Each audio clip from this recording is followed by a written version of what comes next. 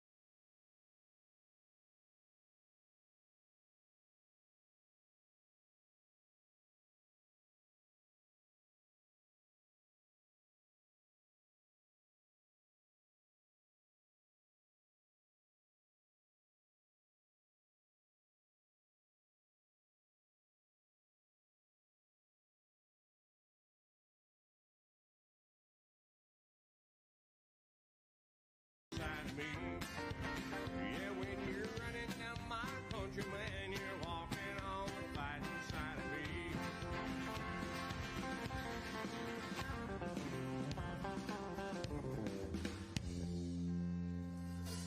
Sending this out to the fighters from Georgia right here, a little fast train to Georgia.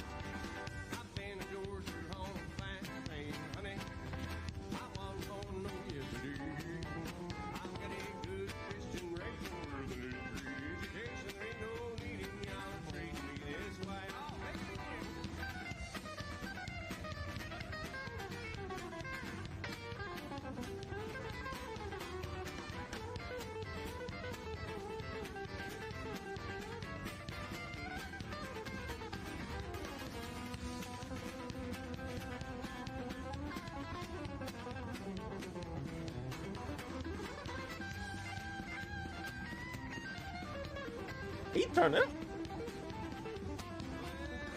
hurry up and wait in this world. Look, if it take it seem like this makes us waste of time. And I swear unto my soul that when I hear those ages roll, then I know that I am gonna get mine. They're mine, all mine. I've been a Georgia home fast train, honey. I was born no yesterday. I'll get a good Christian raising with an E3 education. There ain't no need in y'all to treat me this way. I've got a good Christian raising with an E3 education. Ain't no need in y'all to treat me this way. So there ain't no need in y'all to treat me this way.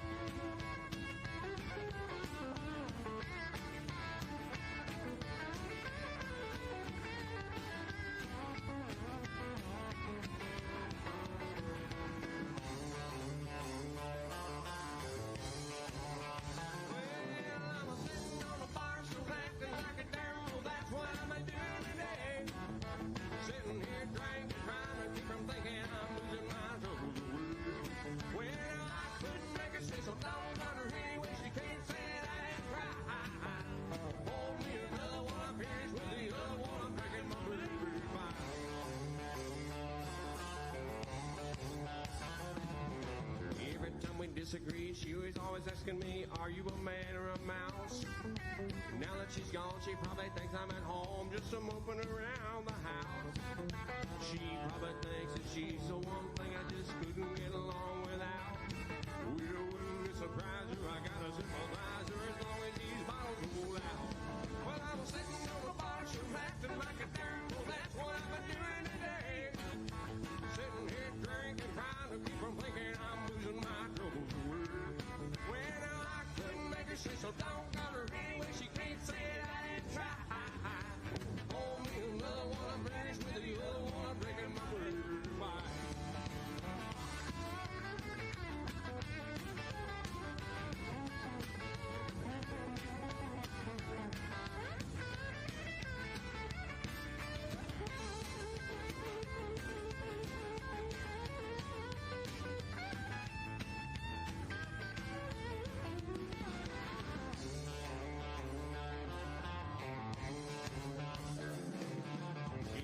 Try to sit down and talk to her, it always ends up in a fuss. I tried to reason with her right up to the time, and she got on that Greyhound bus. It would be better if I could forget her because she sure forgot about me. And if it takes all night, I'm gonna do it right. I'm gonna say it till I can't see. Well, I'm sitting on a bar, so acting like a girl. That's what I'm doing today. Sitting here drinking, trying to keep from thinking I'm losing my troubles.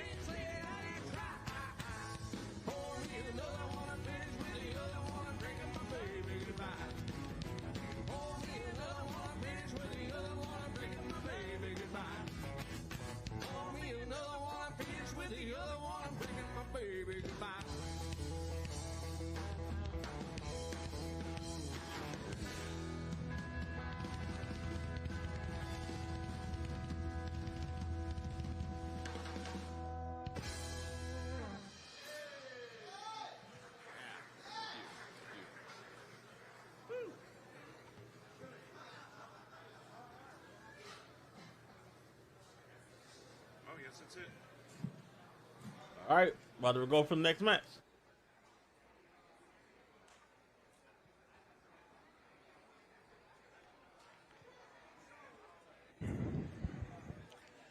So we're going to continue on here with Country Box as we bring you Deslan Gainza taking on Deshaun Dixon.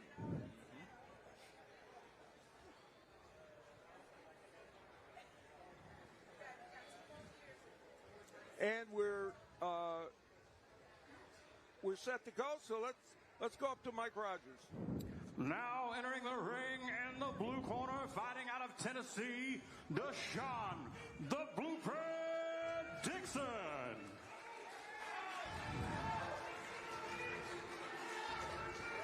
All right. This is a real interesting concept. Like, what if someone said, I want to mix country music and boxing?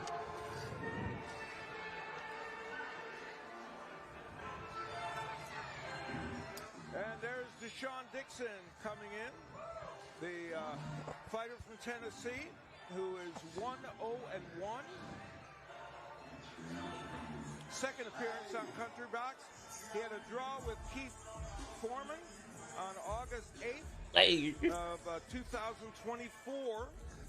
And now I like him already because he got big ass to plug. Las Vegas, Nevada, by way of Guantanamo, Cuba, Deslan Rivio Mamba Gainza.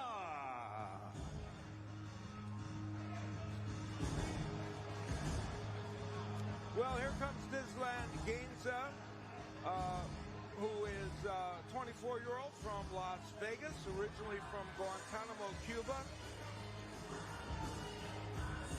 Coming in after a win over LaVars Carter, December 2nd here on Country Box.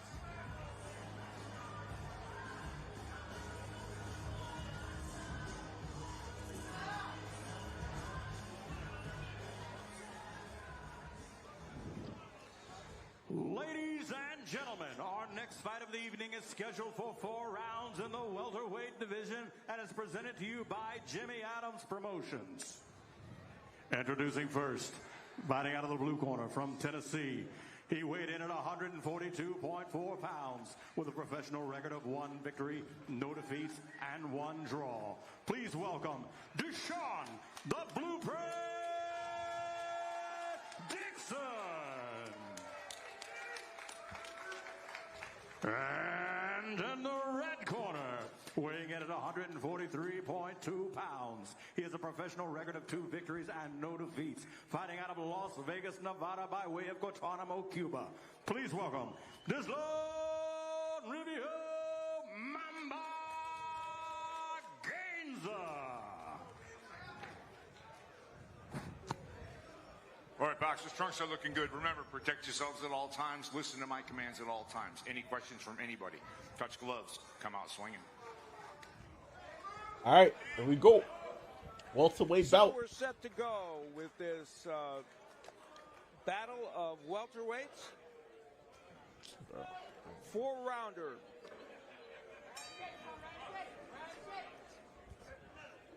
And as you mentioned, both these men have fought on Country Box before, and Gainza also has a bit of experience in that team boxing league. He is 13-3 in that, and he also has 2 stoppages in that 1-round league. Yeah, he is. That'll be starting All up right, later. Gainza this in the month green, when, Team Deshaun Boxing Dixon in the Elite purple and kicks black. off its 4th season, and his manager. Both David about to film Anthony, each other out. Said they want to get him to 8-0 this Trying to year see how in much of the team jab they can boxing. get through. And have him Or they start adding more continue punches to the on arsenal. After that season's over with his regular boxing. Do we know how many amateur fights that he has, Al? He was a member of the Cuba. He was a very accomplished amateur in Cuba. He started boxing late at age 18, but he did perform as an amateur with the Cuban, and also then when he came to America, he turned pro. Yeah, and you can see that Cuban-style boxing. Number one, he's a southpaw right here, and he's doing a good job with that lead right hand double jabbing, and then also coming around with that little right hook as well. That's an overhand right hook, though. You can tell just being like his record of good left hand. This being his 3rd fight of how polished he is. When we see guys that have been 10 fights and not as looking sharp as Gainza does. Yeah. And that right hook's a real good weapon. Same with that straight left hand down the middle. But I'll tell you what, Dixon actually looks not too bad himself right now. He's being a little bit overmatched in the hand speed, but Dixon's making a fair account of himself. Yeah, he's definitely one of the most polished, opponents of only 2 fights himself. Deshaun Dixon, who is coming in off a 17-month layoff. And he is getting nailed with some right hooks by Gainza. You see that little bit of that pedigree and that. Another right hook. He's getting tagged now. He's getting tagged. Both hooks are catching. Oh, he's in trouble. He's in trouble. He's done. He's done. Yeah, yep. I just saw. I saw the right hook, and he just started to slow down, and he hit him again. Yeah. What's up, Herbie? He should definitely get a stern warning. Yeah. Oh, again, Gainza going right back at it. Blood on the left eye of Dixon from that straight. Dixon. Oh, another hook. Dixon's in trouble. Dixon's going down. He's going down again. He's going down. Hanging on for dear life is Deshaun Dixon. Gainza. Oh, another one. He is tagging him. Clean shots. 8 seconds left in the first round. If he can get saved, that'd be crazy. That'll do it for round number 1. Now, I want to know how much energy Gainza is using because he doesn't want to get gas. But Dixon, on that left eye, Dixon's in big trouble. Out, obviously, from that straight left hey, Herbert, what's going on, bro? Headbutts in that round. Yo. You'll see these replays. Hey, Herbie, let me know if it's working on the green side too, please. And that right hook, but right there is how he set it up. Got that outside angle. And another one. He was getting tagged. Right hook, left hand. Yeah, good, great clean shots that really rocked Dixon. And I mean, Dixon looked sharper in the beginning, but those 3 shots really threw him off his game. And that footwork too, the footwork that you saw from Gainza, especially in that lefty-righty matchup where he's kind of moving side to side, that's what really makes it hard for Dixon to see where it's coming from. Al, do you know, did Dixon have any extensive amateur career or not really? Well, you can definitely tell it with our Cuban fighter. Yeah, Gainza is did well as an amateur. Wasn't on the Cuban team, but he did have that experience, and he is well schooled as a pro. And we are heading into round number 2. Gainza, interestingly, works as a fashion model in Las Vegas as an extra part of what he does in life. So he's an eclectic man. Right now, you know what? I'm gonna see if I can get that too. In a firefight in which he is doing most of the fighting against Deshaun Dixon. Yeah, and Dixon's trying to counter, but I think Dixon's going to have to get to the point where he's going to have to try and be first because he is not quick enough to keep up with the hand speed and just the all-around footwork that's coming at him from Gainza, especially with that little 2-3. And Dixon trying to go downstairs to the body. A break free from the clinch. See one more time right there. That's Dixon waiting and trying to counter, but he's not quick. Yeah, Dixon just taking too long to get that. Like his hands are just like going mad. So, oh my gosh, look at that! Look at the bruise on his eye. Gainza. See a lot of damage on Dixon's face right now. Not only the eye, looks like the bridge of the nose as well. It's like he's letting Gainza hit and then trying to counter. And now, once again, they are very. It was on ESPN 8, the Ultra the other day. I didn't know the Ultra still exists. About overcommitting on those right hooks. You know, that's one thing you see. Like I would say, with young fighters, they want to go for that beautiful head knockout. And instead of taking what you get, as far as he can go to the body some, and kind of finish him off that way. Yep, especially when there's some blood on that eye as well. A little over a minute left to go here. Ooh. Round number 2, and Deshaun Dixon, my gosh! Has faced here in round 2, but has weathered it a little bit better. Oh, I don't know how Dixon is still hanging on, bro. He got heart. And Gainza. Oh yes. Brother, please. That combination. Brother, please. Down again. That's like the second time. He was just getting tag. Ref hasn't said anything. Gainza is. Yeah, you're done, bro. Again. Here you see Dixon's trying to tie up a little bit. We'll see how Gainza is on the inside. This is where Body he shot. Start digging at that body. Yep. If he could get one of those arms loose, and there he kind of did. Right. Gainza is tagged. Oh my gosh. Good combinations on the inside by Gainza. Hey, man. Hey, man. Yeah, that right uppercut right there sneaking in as well. Hey, where's the towel? That's good to see because he is a lanky fighter. Oh, where's the towel? Oh my gosh. Final seconds of round 2, and Gainza continues the onslaught. Oh. And just battering Sean Dixon. Oh my gosh, bro. Dixon gets through. That's 2 rounds, bro. He's got a serious major cut under his right eye. Then you'll see in these replays that's Gainza doing some good work, getting in and out, and then once again finishing with that right hook. And then oh my goodness. Yeah. Right uppercut is what sent him down, and as you mentioned, a little sneaky shot after. Yeah, that's twice he's done that. And there was no warning, so no harm, no foul for him there, but something to keep an eye on.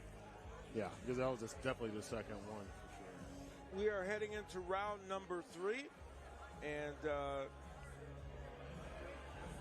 this welterweight battle set for 4 rounds.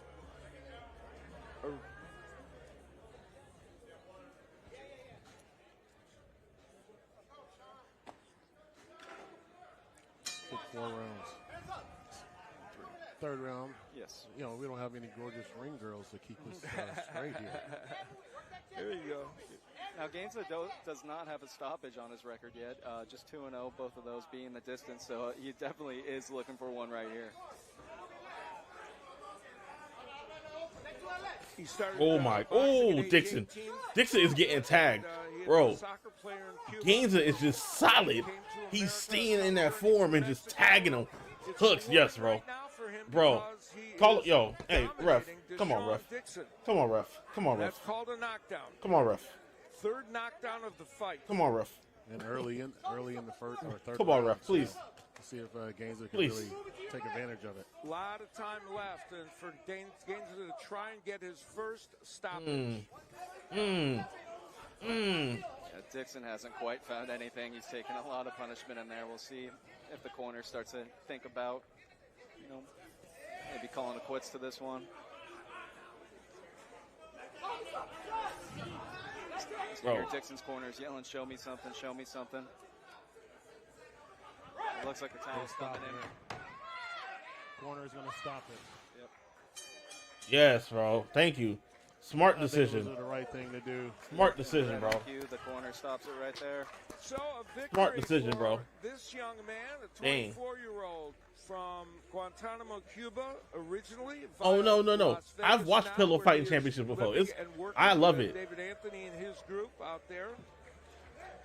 Probably doing a lot of modeling out there as well. He is, yes. He's been active in that. And Gainza with his first stoppage. Resume.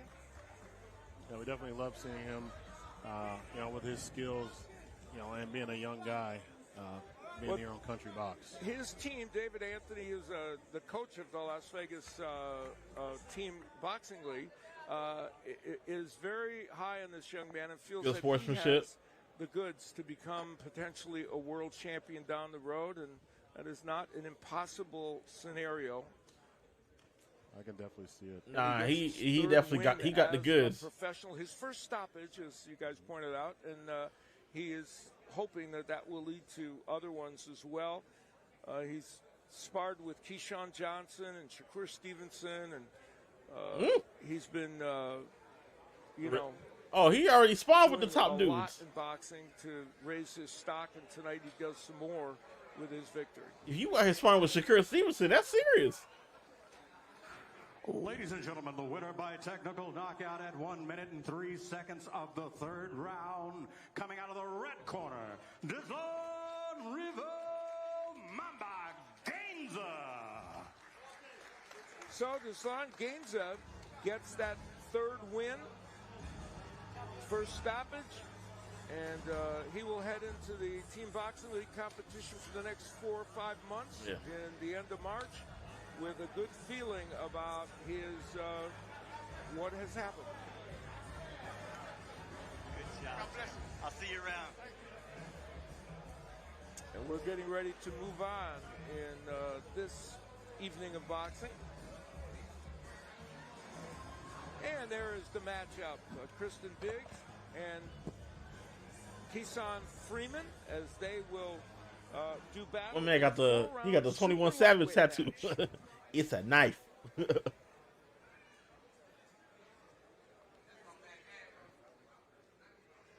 And so we are ready to move things up to Mike Rogers, and we will do so now for his introductions.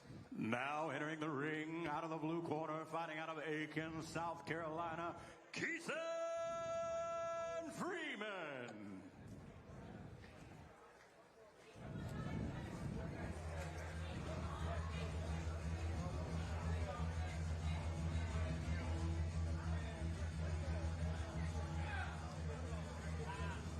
So here comes Freeman, and he is a veteran journeyman in this weight class who is going to try and get a win to help push him forward to some other fights.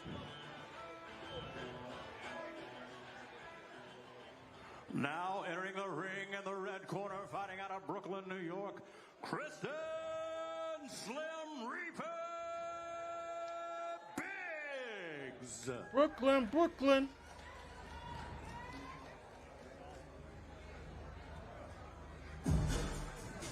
And here comes Kristen Biggs, led out by Yoel Judah, the famed trainer of his son Zab Judah and many other top boxers. Oh, word? He is a major name as a trainer in the sport of boxing. Biggs, a 29-year-old from Brooklyn, New York. Oh, he got Zab Judah's dad as a trainer? Okay. Stoppage against Jose Palmera, and he hopes to get momentum back in his boxing career. Our next big fight of the evening is scheduled for 4 rounds in the super lightweight division and is brought to you by Jimmy Adams Promotions. Introducing first, fighting out of the blue corner. He weighed in at 142 pounds, fighting out of Aiken, South Carolina, a veteran of 23 professional fights. Please welcome Keyshawn Freeman.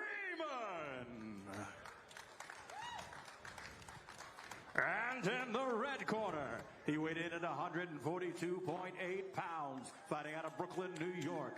He has a professional record of 7 wins, no defeats, and all 7 wins coming by the way of knockout. Please welcome Kristen Slim Reaper Biggs. All right, gentlemen, women, over all the rules in the back.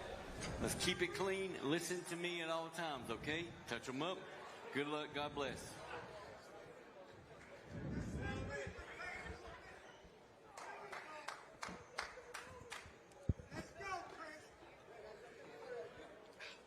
So we're set to go in this one.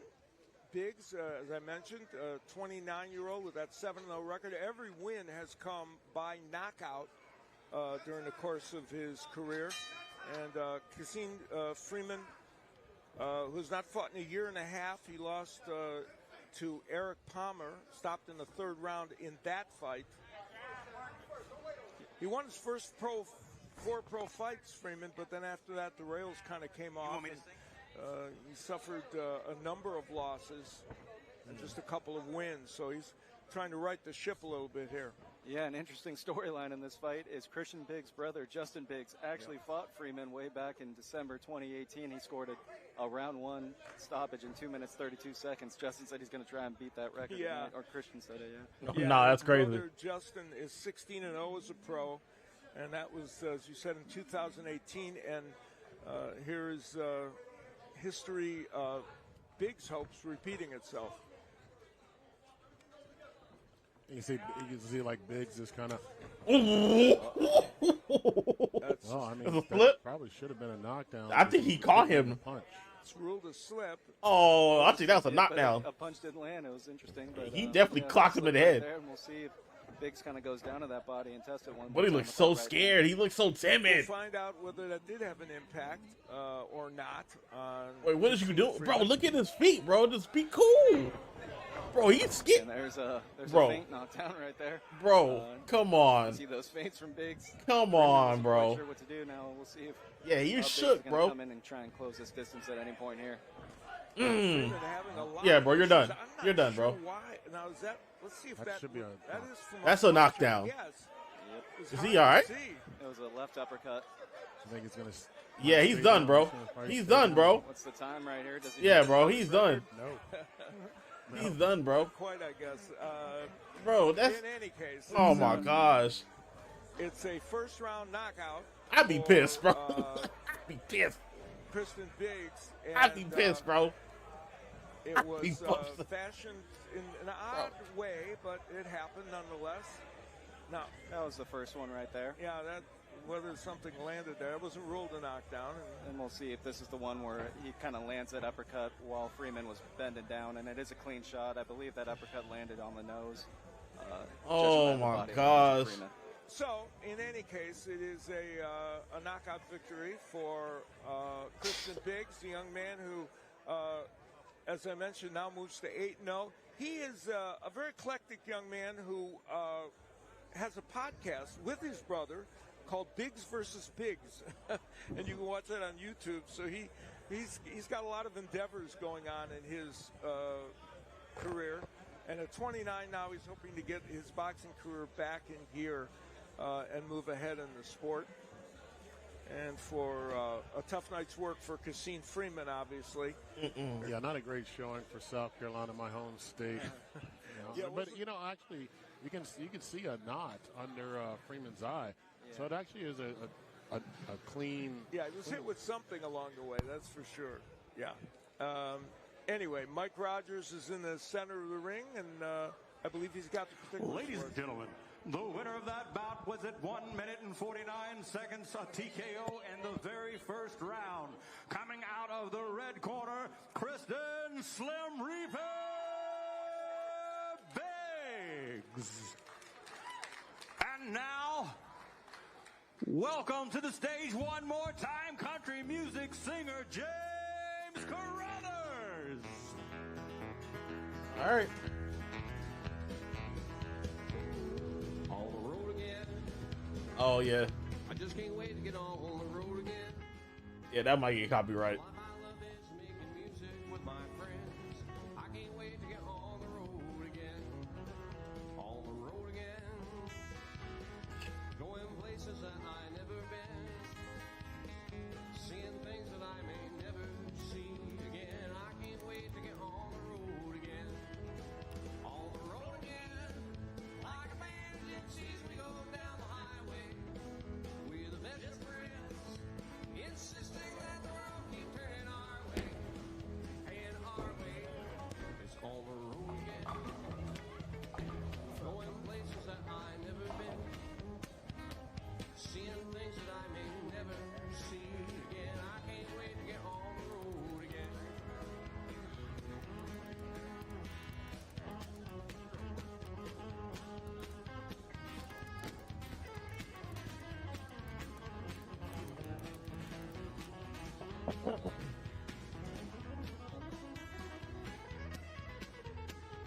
Man, nah, bro. If I'm trying to get reps in, I'm trying to get actual like boxing matches in, man. You gotta give me another fighter. Gypsies, we go down the highway. We're the best friends. Insisting that the world keep turning our way. And our way is on the road again. Going places that I never been. Seeing things that I may never see again. I can't wait to get on the road again. No, I can't wait to get on the road again.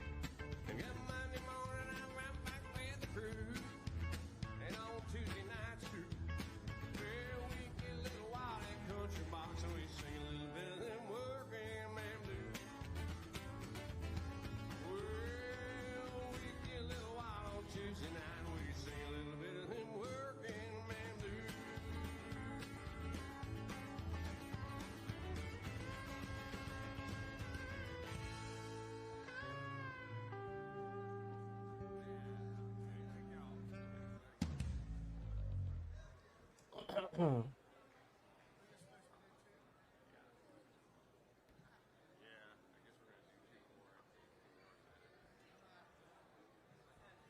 got more boxing. We got two more. We got more songs.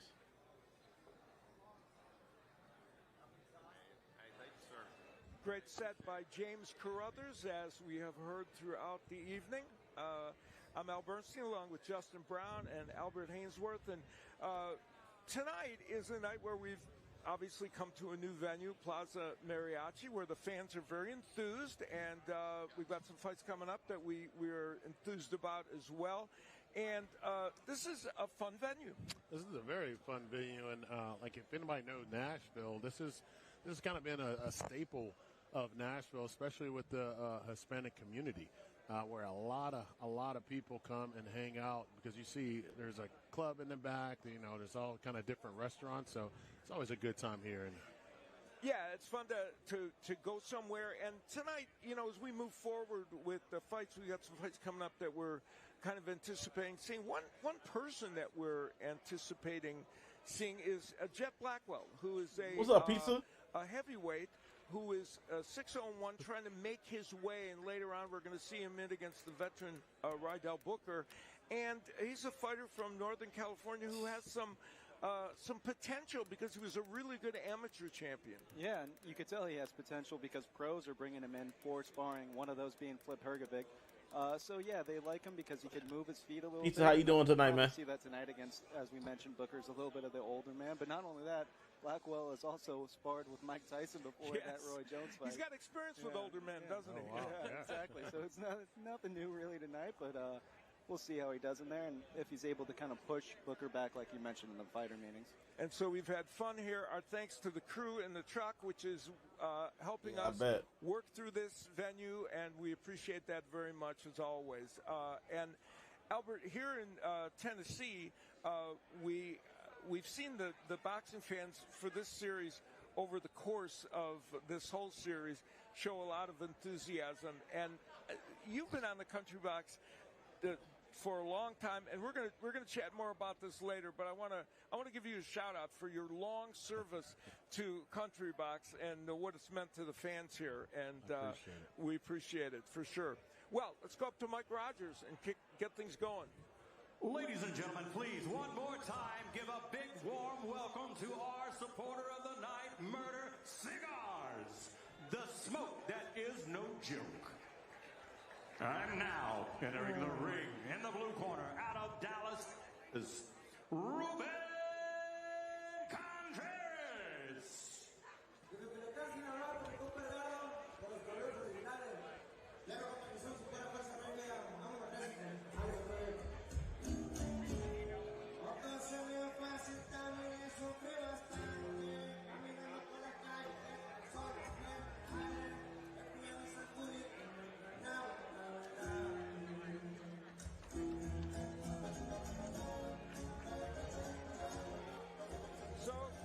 All right, let's get it, man. As we move forward on this, Let's get it. lightweight encounter, which we expect to be a good one.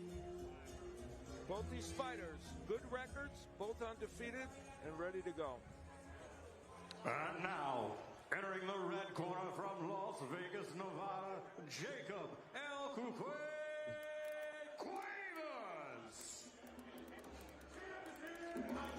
Oh, nah.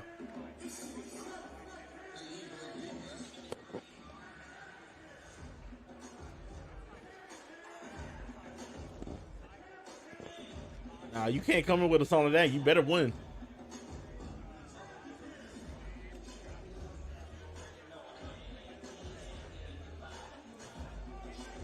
And a look at the numbers for these two young men. And we see that the numbers are essentially the same in almost every department. And Ladies and gentlemen, our both next fight have of the not evening lost. is scheduled for 6 rounds in the lightweight division and is presented to you by Jimmy Adams Promotions. Introducing first, fighting out of the blue corner, he weighed in at 135.2 pounds. He holds a perfect professional record of 3 wins, no losses, and all 3 wins coming by way of knockout. Fighting out of Dallas, Texas, Ruben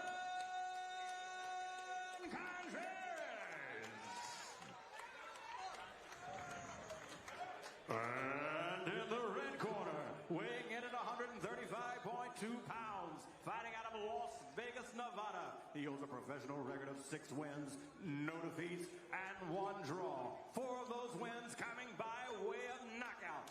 Please welcome Jacob El Cuevas. Somebody's O has got to go. Come on, gentlemen, come to the center of the ring. All right, guys, you listen. We went over the rules in the back. Listen to me at all times. Touch them up. Good luck. God bless you both. So we're set to go with 2 young fighters who have not tasted defeat yet. 1 draw on the record of Jacob Cuevas. And Contreras comes in after winning in September 18th of last year in a 1-round knockout over Gerald Hayes. And all 3 of his wins by KO have come within 2 rounds. So he's used to making quick work of things. While Cuevas, his last fight was the only blemish he had on his record, a draw with Luis Garcia in Mexico. 1 judge gave him the fight, the 6-round fight by 4 points, but 2 judges ruled it a draw. So we'll see how these men fare this evening. Yeah, and it's an interesting matchup tonight. So we've been having a lot of stoppages tonight. Maybe the most One dude had the last fight ended in about a minute. Oh, was that a body shot already? Fiending like that?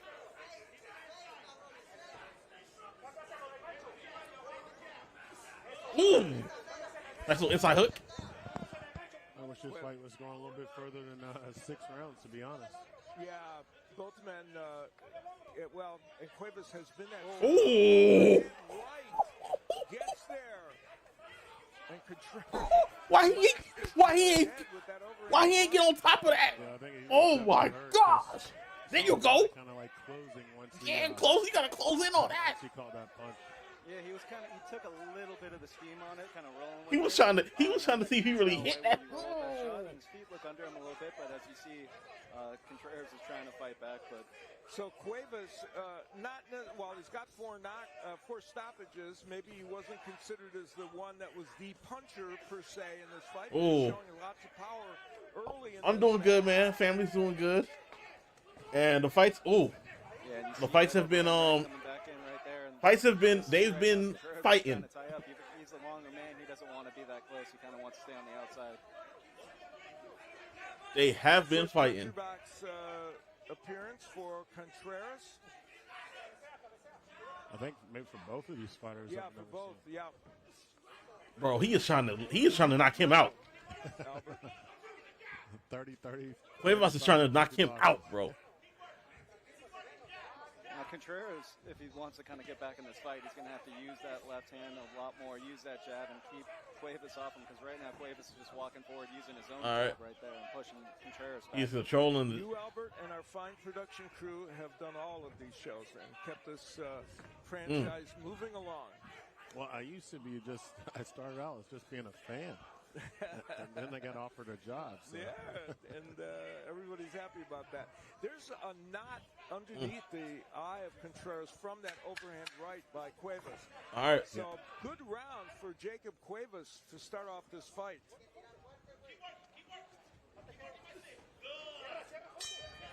Hey, we need a replay of that overhand right, because that was nasty. A great first round. He caught him flush. I was trying to see. Let's see this. Really Move, ref. It was that overhand Ref, right move. at the beginning, and I think it was a right hand coming over the top of Contreras' jab, if I'm not mistaken, and that's why Contreras is kind of back down on that jab. And it's the first round. Sometimes, you haven't worked up that sweat. Yo, what? And that glove still kind of fresh, and it could. Where's the bust up replay? A little bit.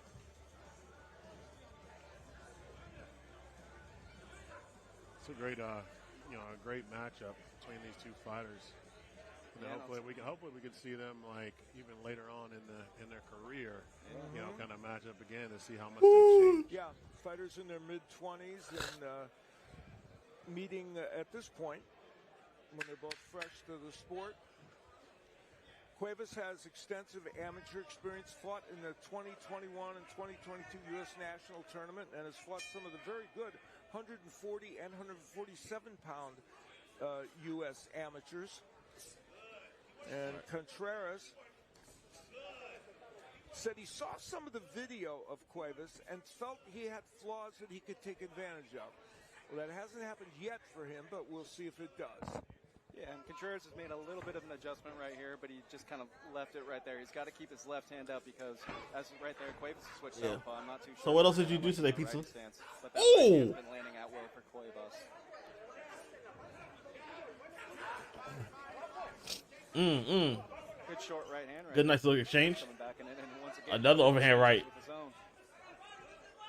Yeah, you see Cuevas is definitely way more busier and, landing some good clean shots as well. He's the one that's making Contreras go on the back foot mostly.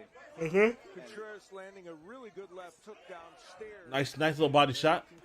Oh, another overhand right to the top of the head. Busier in this fight, and that's been one of the things that I think has helped him. Cuevas is definitely controlling with the jab as well, keeping him at distance. Yeah, he's winning that jab battle for sure, and that's the reason that Contreras has been on the back foot. So Contreras is either going to have to, start kind of moving his feet a little bit more and not really getting so flat-footed and leaving himself open for Contreras or for Cuevas.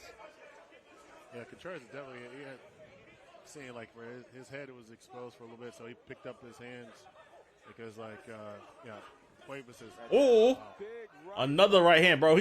You exposing yourself like that. Yeah, right hand's been going to the top of the temple. He's gonna go down. Through round number 2, and Contreras is trying to get his own left hook into the body and did so. There you go. A moment ago. Yeah, man. Yeah, you can see. You can start using that left. That jab. He's got his hands up. He's parrying away that jab coming back at him. I don't know how long the show is gonna be, Pizza. Doubling it, and that's what's also allowing him so much success, especially with that right hand. Yeah, Contreras, he definitely got to keep his hands up because with the hand speed of Cuevas, handless landing. Under a minute left to go here in round number 2 in the scheduled 6-rounder. And there's Cuevas going downstairs, and Contreras as well. Contreras likes to go to the body, and he's tried to do it in this fight. And had some now, Buddy in the blue shorts needs to use his left.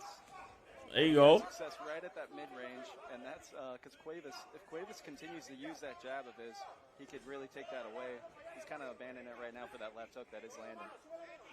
You would think Contreras, you look at Contreras, it looks like he has longer arms than Cuevas, and you want to probably fight more a little outside. Now, Cuevas definitely has. I think it's in Tennessee. On Contreras, but how keep him at bay and just kind of jab, jab, jab. So round 2 will come to a close, and for Ruben Contreras, he will see round 3 for the first time in his professional career. Yeah. Corner should definitely tell Contreras to stay a little bit outside because, with the foot speed, but he should double up his jab to kind of keep Cuevas outside. So you can use your arms instead because now Cuevas is moving in as easy as he wants. He's falling behind the jab, which that should be Contreras should be doing. Yes, and what you said, doubling up on the jab, that's the key because if he throws one jab, he's a touch slower than Cuevas, and that's what's allowing Cuevas when he sees that jab, he's countering it with the right hand. So he's coming over the top of it. So he's either got to feint that jab, double it, or get that left hand right back up. And throw it with authority. Yes, a stick, not a push. Yes. We're heading into round number 3 in this welterweight encounter.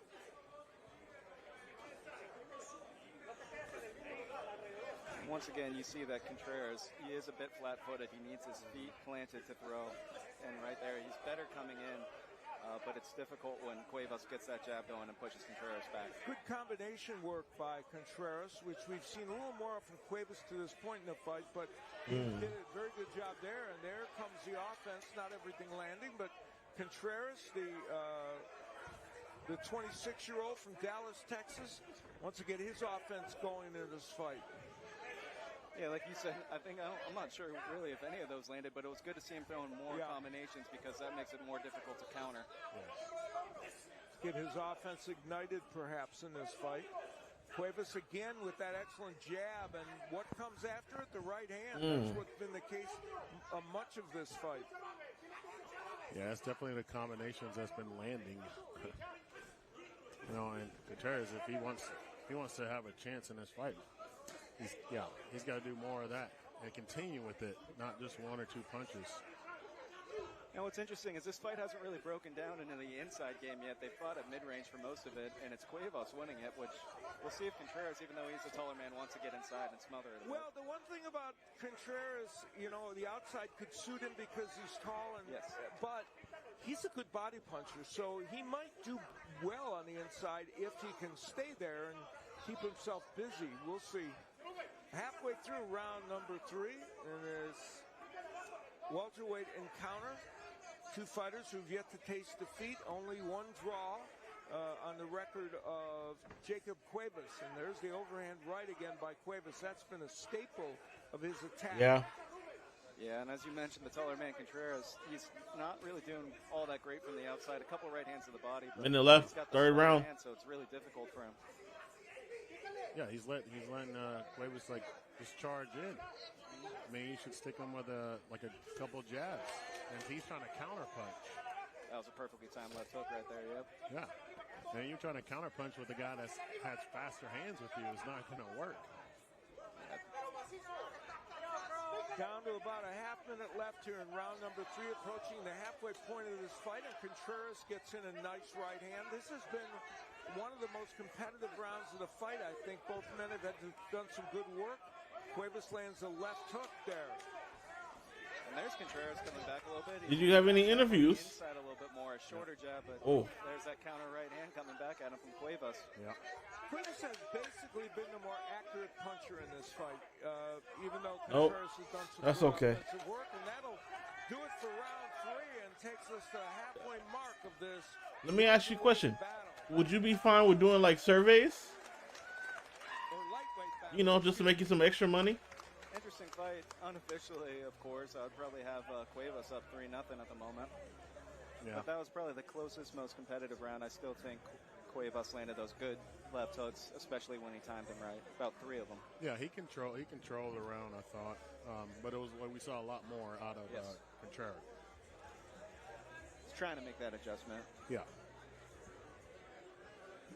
He just has to learn. He has to be first. You know, instead of trying to counter a faster puncher. He's got to use those feints a little bit, because if he's just going one at a time, he's getting countered. Yeah. So you can kind of feint and drop that counter, set the trap for it. Now he's going to have to learn pretty quick, because there's only 3 rounds left in this fight.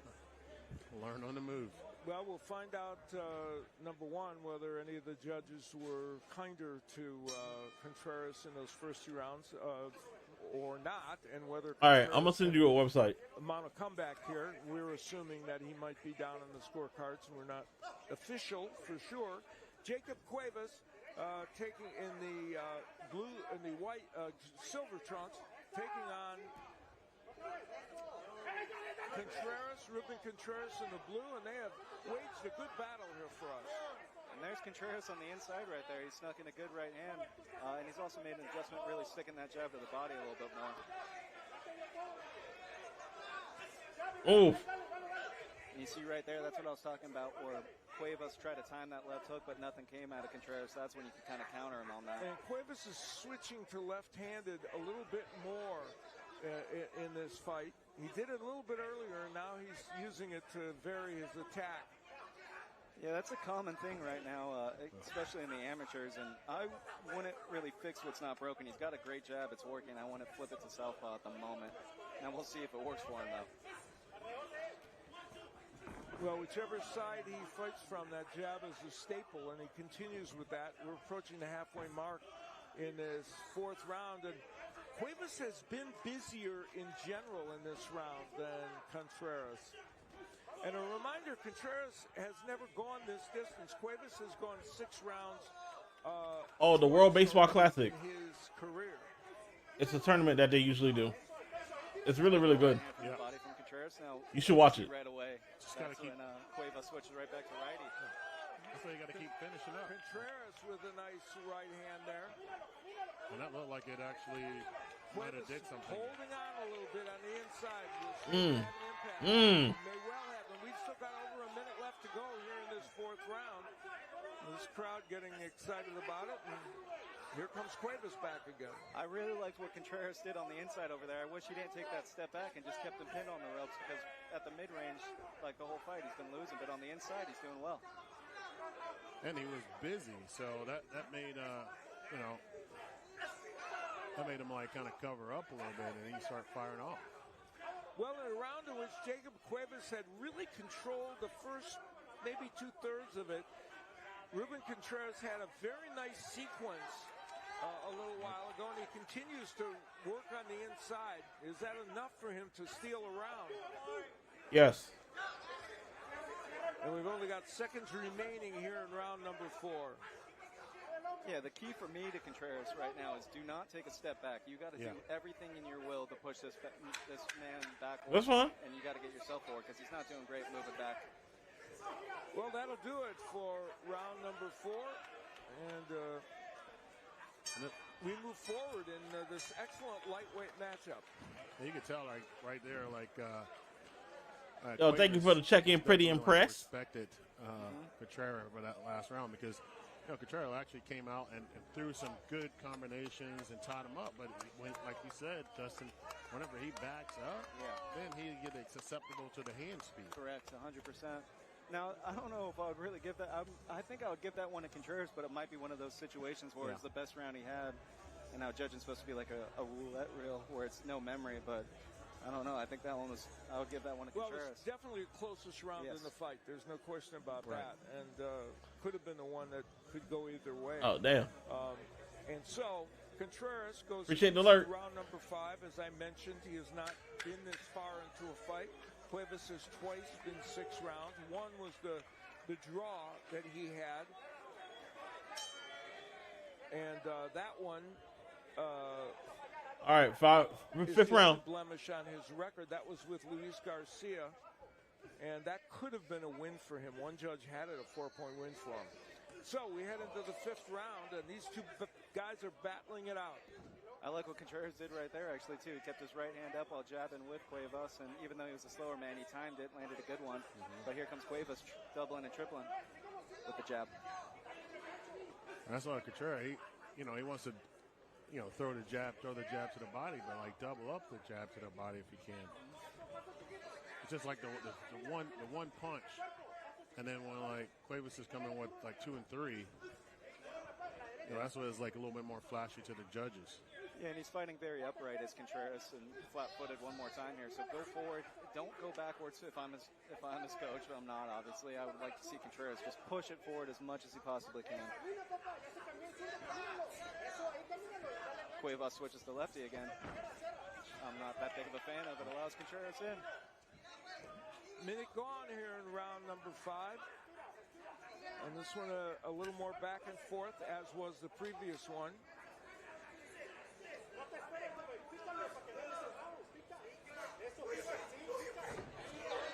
We spoke to Contreras at the fighter meetings, too. He used the term that you're not quite a fan of Al, the B-side, but he said, I am not a B-side. I never want to be the B-side again, and I'm going to prove it tonight. So we'll see if he digs deep in that tank here. There's nothing wrong with being the underdog. No, just it's wrong to call him the B-side. That's the part that annoys me. I don't mind watching guys fight. Yes, of course, and sometimes you are. Well, we got some MMA tomorrow, so make sure you come back for that too. I do watch WWE. I watch wrestling in general. And he has got Cuevas' attention and then some. And again, over a minute left to go. So we know Contreras' power early in fights is effective. Tonight we may find out whether it's effective later in fights. Yeah, and as we bring up that B-side again, that probably brings a lot of fuel to him, that could fuel him to carry that power and really dig deep for it. Now, I do not want to see Cuevas switch to southpaw one more time. It's allowing Contreras success.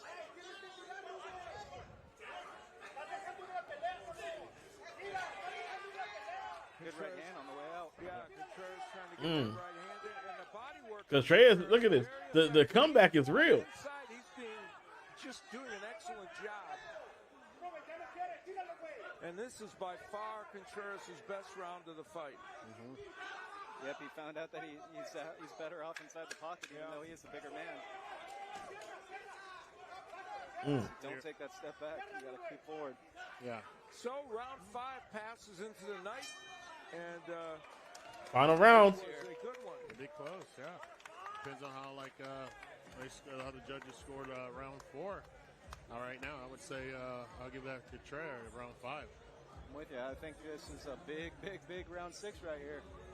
Well, a lot's going to depend perhaps on this round. The first 3 rounds may have gone to that man, Jacob Cuevas, maybe not.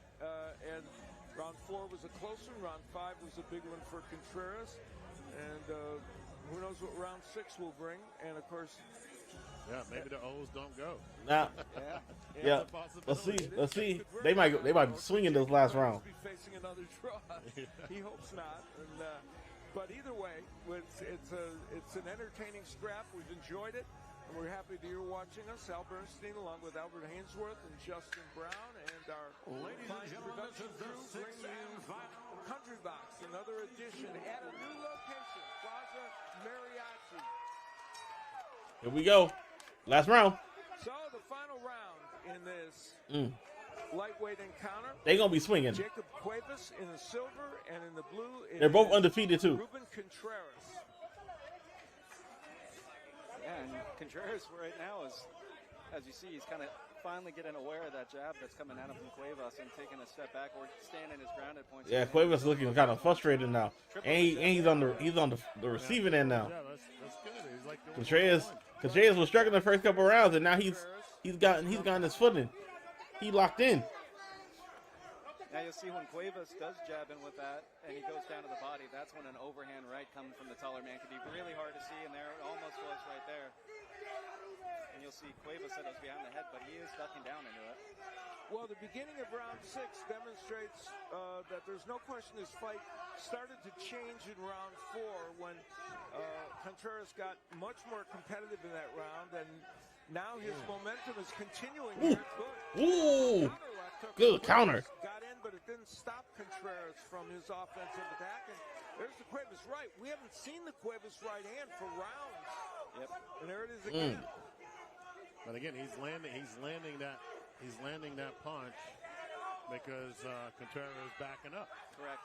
Damn. Good shot. That left. First he had the right in the first couple rounds. Now he's getting him with the left. Cuevas has flipped the script on Contreras. Again. They both tagging each other. Let's go. We're used to the Contreras hook being a weapon in this fight, but now it's Cuevas using it. Now you see you got to stay here, and he did a nice job keeping that right hand up for that hook right there, did Contreras. As we have about a minute left in this round. There's no question, that this could be another draw. They be both remain undefeated right now when he's on the inside, but he's not there all the time. Yeah, I mean he got a double, triple that jab, to the body, to the head, like whatever, and then get back inside. Yeah, he's got to walk in behind that punch. Yeah, he's got to let his hands go instead of one at a time, because once again, that's the easier shot to counter. Now you got him going backwards. This is where you got to let the hands go. There you go. This is where you got to do your. Now for Jacob Cuevas, this last minute and a half has been a very good sequence for him, and he needed to stem the tide of what Contreras was doing, and he did that. Yes, he did. And we'll see if that's enough to secure a win for him with this 6th round. Yeah, interesting ebb and flow at the start of the round. It was Cuevas going backwards. That second minute was Cuevas pushing forward, and here we go again with Cuevas on the back foot. Yeah, but like Contreras got to get a little more busy in this last 10 seconds. Big uppercut on Good the uppercut. by Cuevas. So that was a moment where on the inside he was effective and ripping the good left hook. He found the uppercut here in this last round. Yes, he did. So a very entertaining Good fight. Here on Country Box as we saw Jacob Cuevas, the Las Vegas resident, and his corner is very excited about what happened. Came into this fight 6-0-1, and Ruben Contreras from Dallas, Texas, who performed very well also, came in here at 3-0 with 3 knockouts. His knockout string ends Let's see who gonna get the win. He hopes his winless streak or his victory streak does not end. Yeah, on my unofficial card, I would say that was Cuevas came around with that deciding round for me. It would be 4-2 because of that 6th round. Yeah, I agree with you. Yeah, no question he did better in the last portion of that 6th round. You should win? Okay. So we can't judge it. I mean, we can't score it. So let's see what the judges say. They're the official word on this. We're going to hear from them in a little bit. But Hello? Ruben Contreras getting love from this crowd. Yeah, and the code is White 96. put on a very good fight, as did Jacob Cuevas. And we expected this one to be a good one coming in, and it was very much that.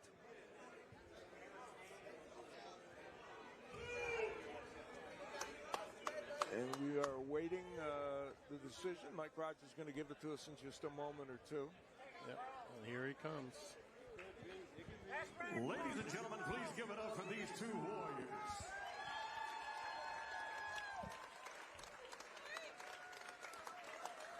All three judges scored this bout 57-57, a draw. Wow, interesting.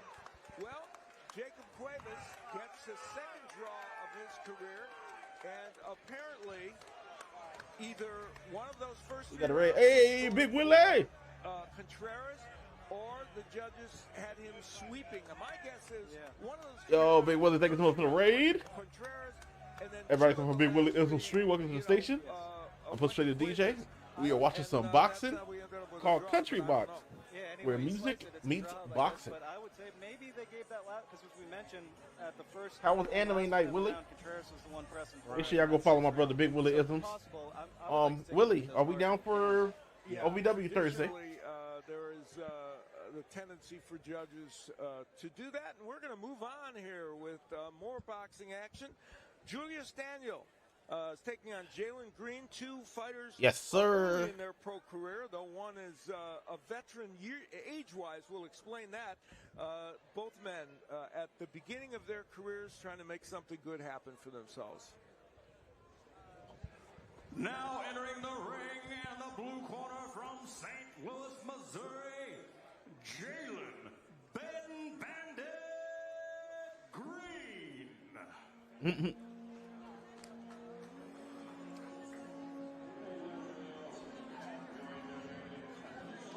Bro, I hear whole cheesing. You smell like that, boy, you better win.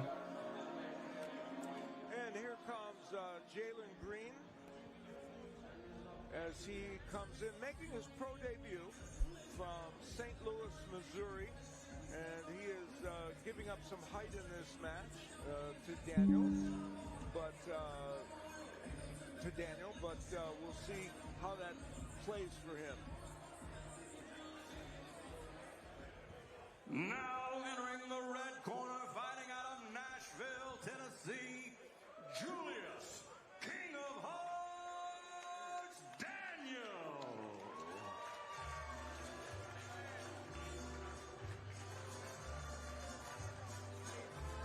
You want to see how he almost stripped, right? Daniel, who is a 39-year-old. He almost stripped. My man got the mariachi man singing too. With one knockout as a professional. Bro, if you got the mariachi man singing, you better win, bro. If you got theatrics, bro, you better win. If you get knocked out, bro, and you got the mariachi man, no, you gotta.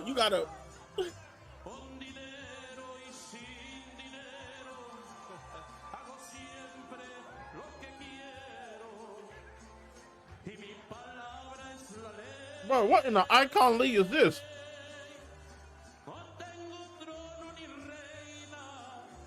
Me personally, I just like to go out there. Bro, I thought we were watching boxing. I didn't know we already have Icon Lee here. I want to go do what I gotta do. You know, it's one way to get the crowd on your side. Ladies and gentlemen, our next fight of the week is scheduled for 4 rounds in the Cruiserweight division and is presented to you by Jimmy Adams Promotions. Introducing first, fighting out of the blue corner. He weighed in at 186 pounds, making his pro debut fighting out of St. Louis, Missouri. Please welcome Jalen Batten Bandit Green. I did. And in the red Bro, they've been cooking with the promos. weighing in at 184 pounds. Born and raised in Jacksonville, Now fighting out of Nashville, Tennessee, please welcome Julius, King of Hogs, Daniel. Come on, brother, get that jacket off you. Get that jacket off you. The man's record is 1 and 2. Bro, look at this height difference. Bro, I'm going with the shorter dude. I don't care if it's his debut. I'm going with the shorter dude. He's gonna catch him with something underneath, and he's gonna knock him out. Business. The only thing I care about is my opponent and me, how I'm gonna destroy him. All right, we're gonna get to that business right now. It's round 1. Daniel, the left-hander, as I mentioned, who got a late start in boxing. And there you go. I told you. I told you. I told you. I told you. I told you. I told you. I told you.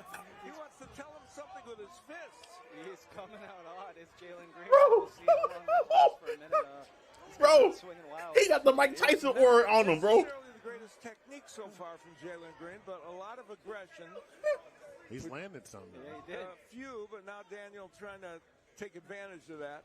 I think he tried to pretend he was Little black is crazy. He came out in just that towel now. He was running in, but some of those punches were. And I'm overhand. Bro, why is he's tagging him, bro? Kind of a slapping punch. But he got to be careful. He gonna get gas. Ooh, he is tagging him, bro. Slapping punches by Jalen Green. The technique is an issue for him. He hasn't turned his knuckles into one. And you'll notice too, he comes in, takes that breather, then he tries to go back in. I'm not sure how many of those little flurries he has left in him now. We'll see. Yeah, his mouth's already open. Bro, he is he's going to gas himself out so quick. Green has done a lot of the offense. His mouth is already open. But he's gotten some punches in, and there he goes again, and he's pushing Daniel back. Daniel even holds for a moment. So why is he hugged, bro? The coach is like, "Hey, my son." Right now. Yeah, he's not quite biting down on that mouthpiece. Yo, what's going on, penalty box? That thing comes out at any moment, especially if Bro, this is the first round. He's gonna watch. Bro, oh my gosh. From Daniels, yeah. Bro, he is fighting like. Powerful now. He does have one knockout in his 3 pro fights. He ruined the debut of D'Artagnan Ware, stopping him in the 2nd round. And he wants to ruin Jalen Green's debut. So far, Green doing the offensive work. Look at him. Look at yo. He get aura. Jab it all, and he's allowing Green to come in and throw these wild shots. As you see, Green keeps jumping in right there. He even took a break. Damn. And came back. Yeah, not much offense. Bro, like Daniel is like, all right, I'm gonna let you just gas yourself out. You gonna be tired, and then I'm gonna tee off. Who knows? Is he doing a 1 round out of 4 rope-a-dope? Not quite. I don't think so, but there you go. I think the awkwardness is giving him a little bit of trouble. Also, I think because another thing that Green. He's fighting like a kid that's trying to send up to the bully. That's facts. He's shorter. And there's the first right hand. Look at him. Yeah, he's tired. He's tired. He's tired already. He's already gassed. Not palm his head and let him swing away. It's crazy. There you go. Yeah. There's a mouthpiece. Did it come out? Yo, you talking trash? You talking trash? Brother, your mouthpiece fell. You're tired. And you're talking trash? My guy, relax. Relax, bro. This is your first fight, brother. What wasn't a very effective round for him. You know, that kind of like amps people up when you do all this theatrics and you do all this talking. You know, like that's, like you don't want to give somebody extra motivation.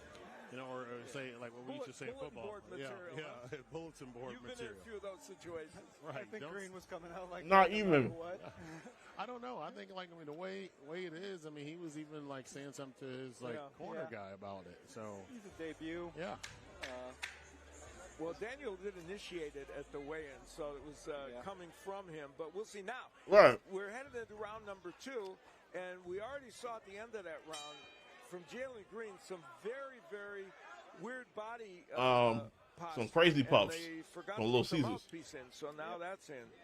It didn't hit. His corner might be debut too. Yeah, they possible. just put on the gloves for the first time there as well. So think. Ooh, So here comes hey, he's Green tagging him though. in the first round, coming forward, and it's going to be Bro, incumbent on Daniel, crazy- the 39. Crazy Puffs was so good, bro, because it's like, all right, I'm getting the Return. pizza Daniel without having the actually full started pizza, great bro. at age 26. He's had one fight each year. So this is his fourth fight. Each year he's been a pro. Get the If he pepperoni gets one. His fight in early in the year, maybe he can have another one. Yeah, did you Unless hear if you don't what, eat pork, then what get the little cheese squealy one. did What? right there to Daniel? Now Daniel should get his right They hand need to up make like really a because meat lovers one. Green is still finding Just those give me a stopping puff with openings over it with pepperoni, his sausage, ham, bacon. Daniel's not showing that he is the most experienced. There you go, bro. No, even though he is. Hey, little bro, little bro. As a professional That's fighter. hey, little bro, hey, little bro, hey, little bro. Relax, little bro. And another caution from the referee. I guess I don't know what that's for. If it's for holding or For sticking his glove in the Oh, face okay. and the forearm and the face well, on the ropes. whatever it is. Green's Bro, listen. Not too happy right now. People but talk trash about Little it Caesars, would seem, and I'm like, y'all acting like Little Caesars did not get y'all through college. And there's Daniel Them now $5 hot and trying to do readies some was a offensive work. lifesaver. And he's got to get his right hand up because even against Oh, that's a low Green's getting blow. caught over the top and it's open once again if Bro, Green goes tag, for it. bro, just tag. There's another Oh, shot yeah, from you're Daniel. cooked. You're cooked. That right hand got you, bro. That left hand got you. Some of those punches Fight back. go into the back of the head. Woo! Green is colorful. There's no Bro, question. how you walk away and go right into a Turning swing? around saying, "Oh, I forgot this." Oh my god. Oh, he's down. Ah! Sends him down. I think that's He's why tired. He's tired, bro. You can tell like the way he's, like I said, his mouth's been open. Bro, his mouth's been open, hands on the side. He's gassed, bro. Well, he probably knew if he didn't get him out in round one, he was. Bro, Death Star. So, Bro, can't listen. Jalen Can't nobody talk. Can't nobody can Is this fight continue? We got a standoff. Daniel said, okay, and then he comes back in. Yeah, you're tired, bro. You know, all this No, just knock him versus out. A guy like this, I'm not too sure about. Now he's trying Well, to pump up the crowd. Julius Daniels should just walk in and try and end this fight. That Right, would I'm be saying, just go knock him out, bro. He's giving. Watch, Green a you chance to you kinda see, get some tall momentum. dude, he getting me upset, right? Go ahead and finish this fight, right? Because next thing you know, you gonna get caught with a wild left hook, and it's gonna knock your ass out. There you go. Mouthpiece gone. Yeah, he's tired. Knock him out. Bro, throw the towel in, bro. Could get a warning or a point deduction over this. No, And, he- we didn't wash that off. All right. No, he knocked it. He knocked it out. Like he didn't spit it out. His mouth's not closed. He actually slipped a few of those shots there, bending down on his knees. Bro, he fighting like he so. Lil man is fighting like he in the backyard fight. Like he on some Kimbo Slice type stuff. So we're winding our way through. Little black gave up. 4-rounder. They understand this is like fighting and boxing. It's two different things. It's not a street fight. No, this is boxing. Now that right hook. Not giving it everything they got. He's should have made tired. That a 10-8 round, even though Green did some good work, it could have, unless they thought Green won the round. He's done. Green in the corner right now is sucking in wind. Bro, he is gassed. Very tired. Yeah. He is gassed, bro. Do you see him? Yo, get the smelling salt, bro. Actually take advantage He is of look that. at bro. Look at him, bro. Look how he's We catching haven't breath. seen evidence that He that is is gassed, occurring, bro. But we'll find Get out up. as we move into the next Look at round him. in this fight. And Bro, Jalen please Green end this fight, bro. puffing and puffing. There you go. Is barely staying in even at the moment. There you go. 39-year-old Julius Daniel presses forward in round 3. Bro, I'm gonna say right now, if Tall Buddy get knocked out with a wild But punch, again, bro, he hasn't turned his knuckles yet. No, it's mostly slapping shots, but he's landed enough to be competitive, certainly. In the judge's eyes. Yeah, I mean, those of- bro, he's catching them with shots too, though. Here comes Daniel now. Now, early in the round, Bro, his mouthpiece is down on the floor, bro. Daniel, that of course could be the key to ending this fight. Mouthpiece, bro. Facing a guy, and there goes the mouthpiece. 1 point Yeah, he deduction. must be done. Which in theory, Yeah, he's done, bro. off, but I don't know that he wants to go on. He's taking a load off on the ropes right now. And that's Well, it. Thank you, bro. End that fight, bro. Thank you, bro.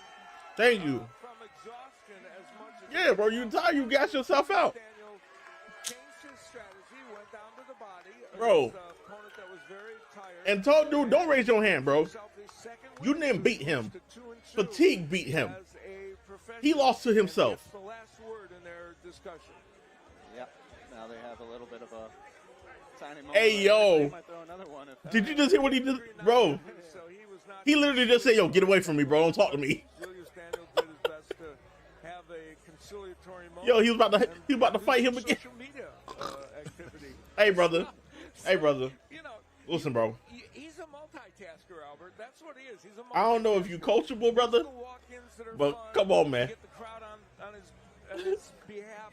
Social media, he's got a lot going on there. Yeah. It might not be exactly as you pointed out. Absolutely. Now he like my wife after I won the argument. Ended up okay for him. We're in 2026, so I guess so. Winner by technical knockout at 54 seconds of the third. Don't put that crown on his head, bro. He didn't do anything. Julius King A crown. What else would we need to end this 4-rounder? Ladies and gentlemen, we're coming back with country music singer James Carruthers. TKO by Crosser. Willie, brother, have a good night, man. Thank you once again for the raid. Well, I hear that train a-comin'. It's roaring down the bend. And I ain't seen the sunshine since I don't know when. But I'm stuck in Folsom Prison where time keeps dragging on. Oh, and that train keeps a-rolling on down to San Antonio. Just want to let y'all know when. Tomorrow we got the Professional Grappling Federation at 7 o'clock. So make sure y'all come back tomorrow.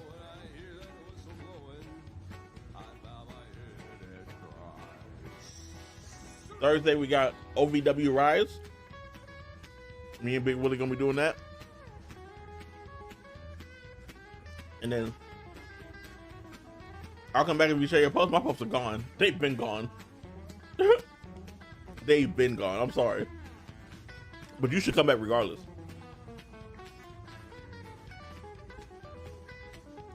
And then Saturday is our premium live event for our E-Federation TSWF Judgment.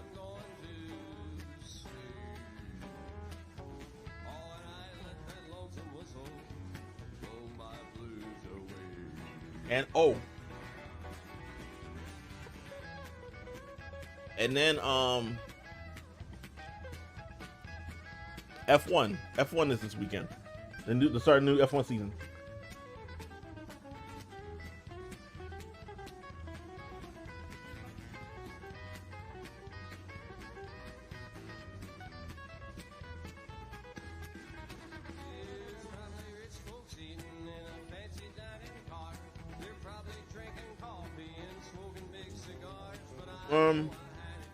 Let me check. I think they're in Australia.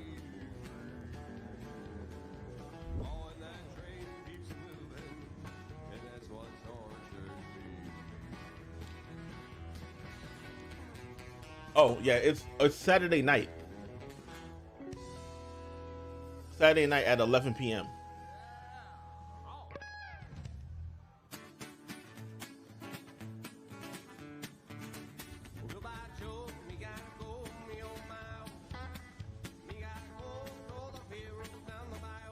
Damn, pizza, you finished it without me? You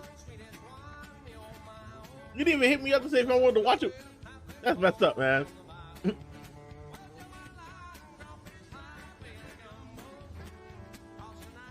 Appreciate that, pretty.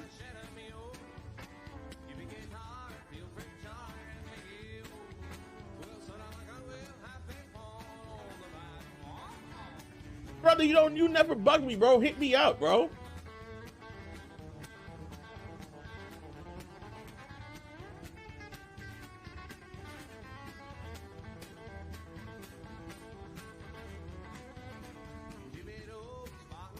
Yo, what's up, Pisto?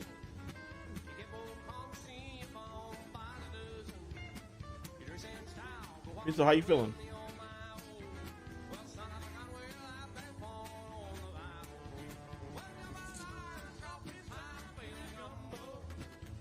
I want to know how many fights we have left. But yeah, but the F1 race is Saturday at 11 p.m. Because it's gonna be in Australia, so you know.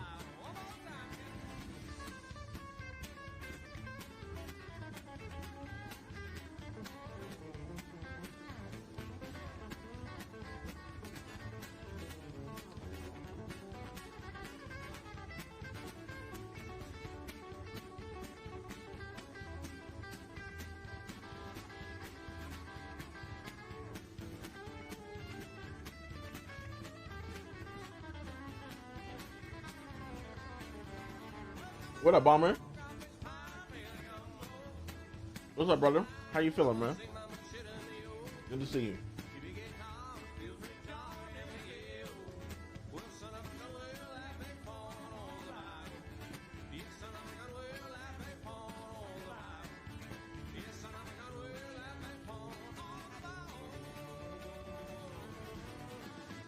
But I'm doing good, man. Family's doing good, man. Everybody doing good. Shout out to everyone, mucha corazón. Muchísimas gracias.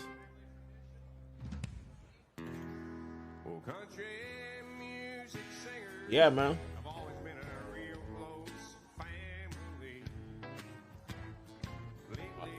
I see you with your pack openings.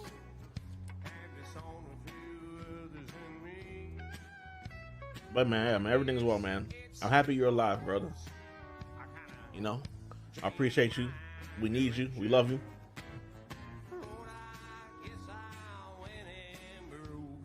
And you always valued and appreciated, man.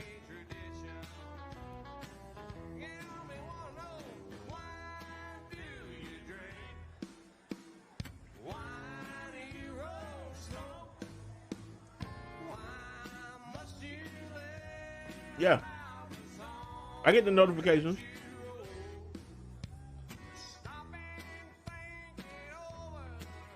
I think the last one I got was like I think it was like your day 364, and then I saw day 1 and 2.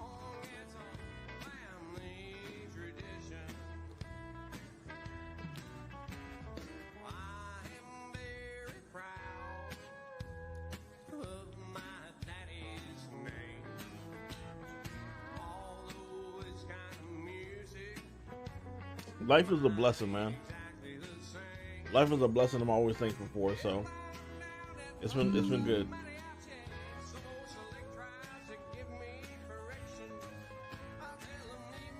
You just had apples and peanut butter? Apples and peanut butter sounds really good though.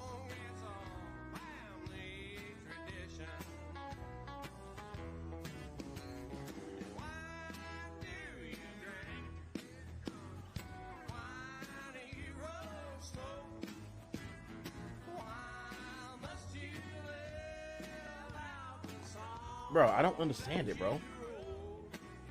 Little Caesars got some really good ass wings. And them Crazy Puffs are fire.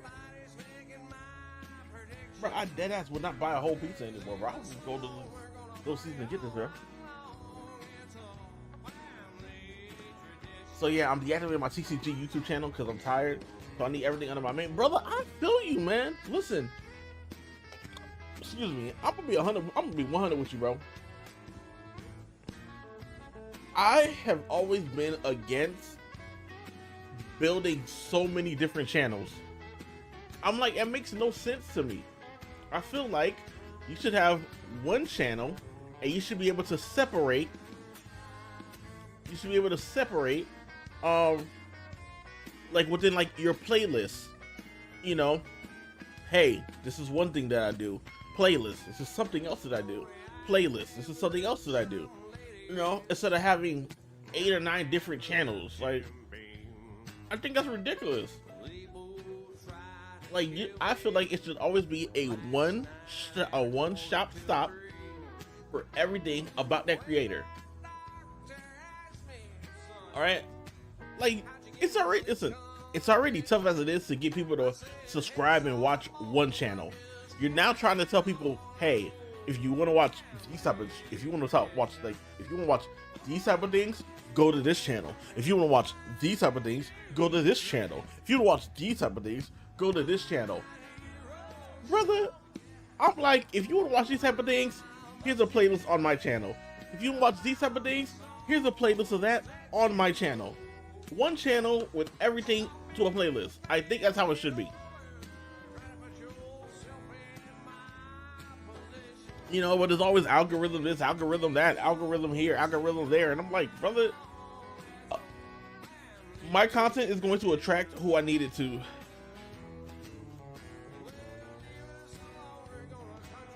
Oh, you did? Okay, okay. I had to check out all the changes.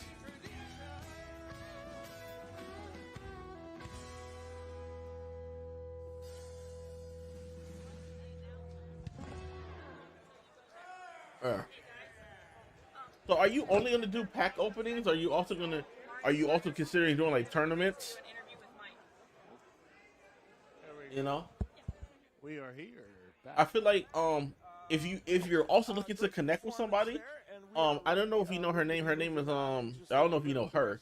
Her name is Miss Jordy. She actually has been doing a lot of TCG content as well, and she D9, she AKA. So you know, just something if you want to consider too. I think that one is going to be a fun one. Nice. Osmel Avila, who sparred with Mario Barrios before his fight with Ryan Garcia, and you see the numbers for these two fighters. And Mario Barrios is in the building now. But he is 19 years old. Make them similar. 19-year-old Tyrese Sawyer from Wisconsin is trying to see if he can upset the apple cart for Osmel Avila, who is a young fighter that many are suggesting could be. Bro, I want to see how many matches do they have on this card. And we have something special in just a moment here. We're gonna be sending things up to Mike Rogers with a very special guest, and I think he may be ready for it. Let's go up to Mike Rogers. Ladies and gentlemen, we're here with Mario Barrios, the former WBC welterweight champion of the world. You might have saw him fight last weekend, 12 round with Ryan Garcia. Sir, you are here tonight for Osmel El Gato Avila. Tell us, sir, what is he like as a sparring partner? Man, Osman's super talented, a super good dude. I fuck with him super heavy, which is why I'm here in Nashville. It's mine and my girl's first time out here. We're having a blast out here. You know, I appreciate her for the hospitality. But yeah, we're watching. Osman. Yeah, fix that mic. Yo, fix that mic. Fix that mic. In all seriousness, have you been to Broadway yet? I was walking up and down there earlier today. Okay, so what is your favorite country song? Oh, can't lie, but I'm not a country fan. I'm a rocker. A rocker, okay. So what? You know what? You put me on the spot. What is your favorite song? I'm a big punk head. Anything with the Casualties, the Misfits, the Addicts, the older punk sound. I love that. That is awesome. Okay, so you've had this war. You're going to take some time off. What are your goals in the future, sir? Yeah, right now, just take some time off, just recalibrate, rest my body, spend some time with my family, some loved I like ones, this. and then then I'm gonna come back. I like this. This is nice, bro. You may be the biggest. Bro, I love how simple, bro. You make simplicity look so effective, bro. I love how this website is, bro. It's simple, but it does what it needs to do. And I like this is dope. How you have like the link to your Pokemon GG page. Here to help celebrate his. This is really good, bro. Sparring partner who is in there, Osmel Avila, and let's look again at their numbers so we can remind you of these two young men. Sawyer, only 19 years old. I mentioned from Milwaukee, Wisconsin. He had a good amateur career. Osmel Avila had a phenomenal amateur career, and the numbers on them not too different. And we're going to see whether the more amateur experience of Avila plays a big role in this fight. Okay, Nashville, are we ready for this next fight? All right, and now entering the ring in the blue corner from Milwaukee, Wisconsin, Tyrese gotta get you a bath, man. Bro, he's 19 years old, bro. Well, here's Tyrese Sawyer. I mentioned he is a 19-year-old, is 1-0 as a professional, and he is trained by his dad. True. Who was a very good man. I've been trying to. He's training Tyrese. I've been trying to change my name on Twitch, man. On the majority of my platforms, man. But Twitch, the name I want is already taken. Well, 2 different names that I want are already taken, and the problem is that they haven't been active accounts. So I reached out to partner support, and I was like, "Yo, is there any way I could can these get cannibalized?" And they're like, "No." And I'm like, "Bro." And I feel like, are you shaking booty? Just bear twerking is funny. And I'm like, fam, do I have to go to the point where I gotta get it trademarked or something? You know? But I'm gonna keep trying. I'm gonna just wait. You know? I'm gonna just wait, man, and just see what happens, cause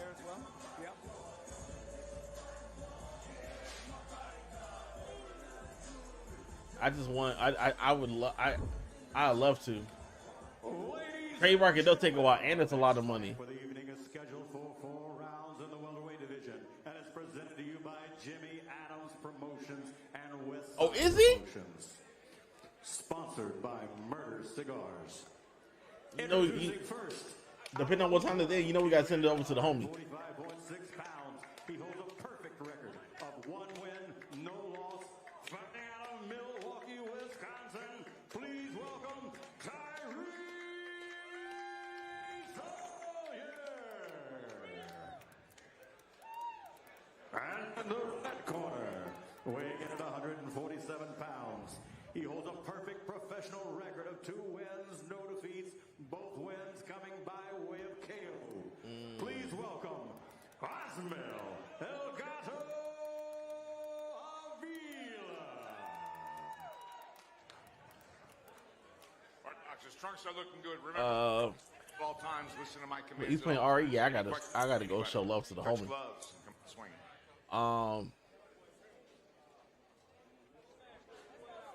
If you like a guy or if you like a girl, would you make the first move or do you wait for them?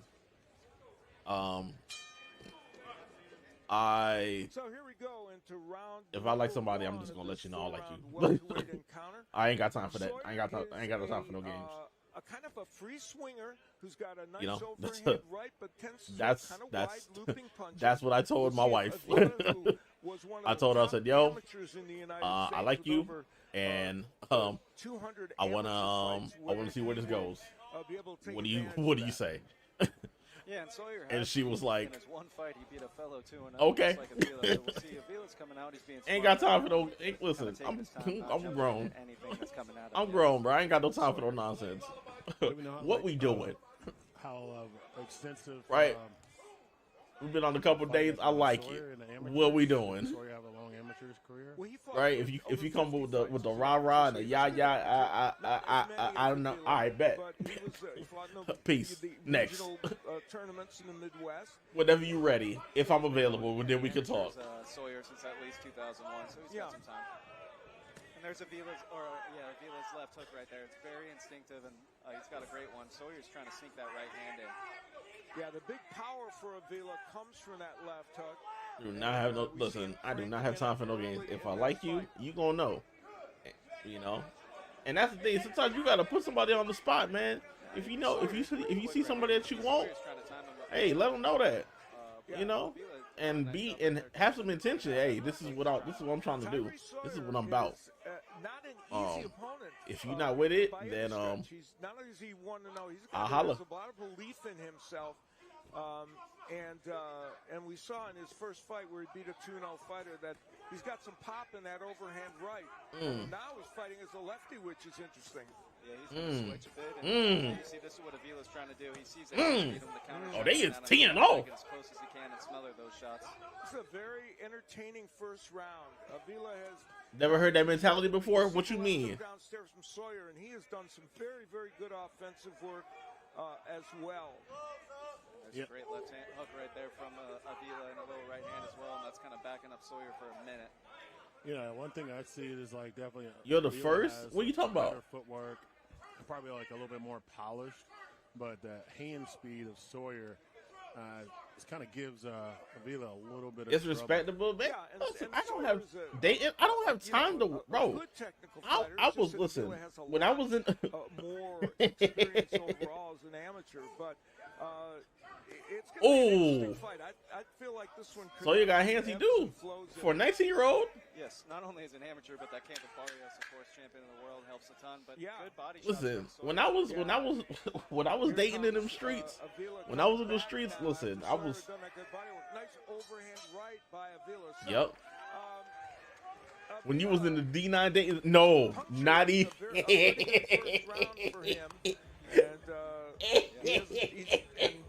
We'll get to see some of that. Yeah, we'll see these replays. This is Avila. Hello.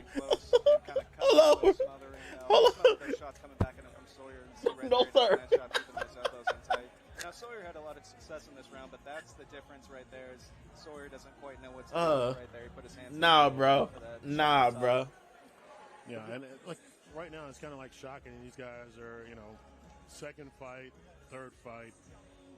And like good matchup for at this point to see. Yeah. Man, I would like to see them a little bit, like maybe a little further on in their career. But nah, bro. Like when I was out there dating, bro, I was like, look, fam. I see somebody I like. I see a woman I like. I tell her straight up, hey, look, I'm interested in you. I want to get to know you. I want to see where this goes. What's good? When you just say it straight up like that, a lot of women. I mean, this goes both sides. When you straight up with a person, you can tell how a person is by how they respond to that. He's getting back into it. He looked sharp in that first round for sure. If I tell you that straight up, and I'm dead ass serious, which is a good weapon for him, and you kind of like you stuttering and you can't catch your words and that's how you know if somebody is really like. I think if he can tighten up his defense a little if somebody's really like trying to do something, or they just like BSing, From Avila, he got to work once again in that great training camp. And I would never forget when we was in undergrad. It was like a social experiment. And he's a showman too.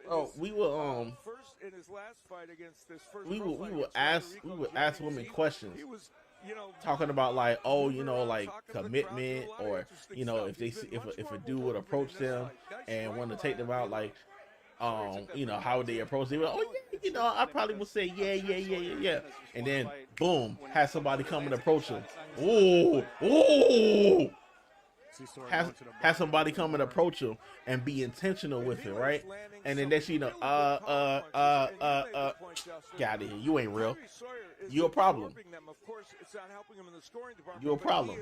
Absorbing them and showing a really good chin and right? toughness. And he tried to use this as being nervous when you're really problematic. You toxic. Sawyer is. Yeah, he's landed some of those for sure. And see the hand speed of Avila. He's a good combination puncher as well. Yeah, you can tell he got a lot. He still got a lot of learning to do. Fighter where he's got that classic Mexican style. He doesn't right. He takes a few because he has taken some. But that's the thing, man. Like I was always intentional.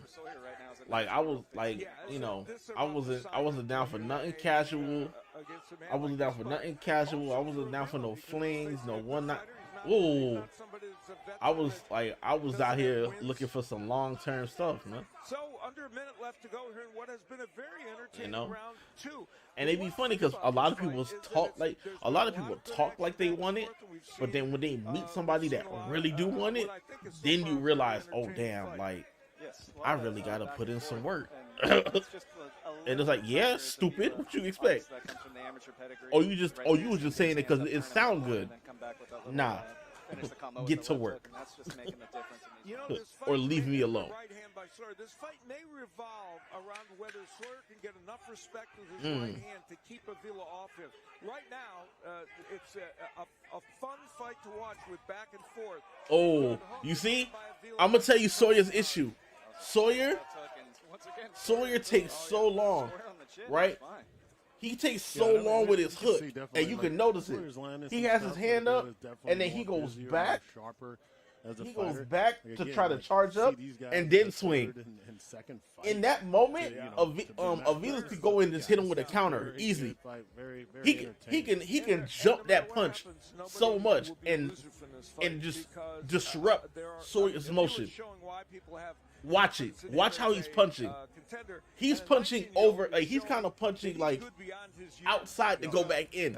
You know, and there's his dad, Andre, in the corner with Tyree, and Joey Hernandez in the corner, a very fine trainer who has built up a very good reputation in the corner of Osmel. But yeah, but nah, like, but Sawyer just if I, like I said, and here's my thing, right?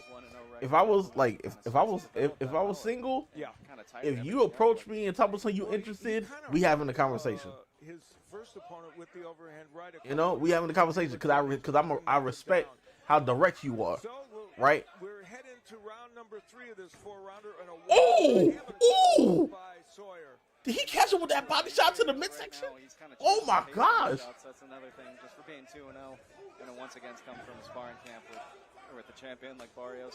Now Sawyer's making a great account for himself, even in these competitive rounds. Yeah, he's in the beginning of this third round. You know, you look for signs. You that know, maybe like, Sawyer might because be if a you little got confidence to come and approach somebody and telling you interested, nah, we have a conversation.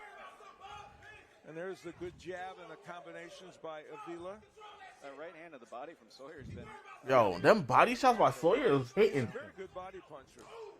again, bro. If he can like just tighten it up, it's Oh yeah, for real. shots a little air. They could add some more power to it, for They're real. coming with power, but they're a little bit looping. If he can make them a little bit more sharper, The left hook he can throw more. He throws fairly compact, but the right hand's a little. Although Yep. he's getting that punch in too a little bit now.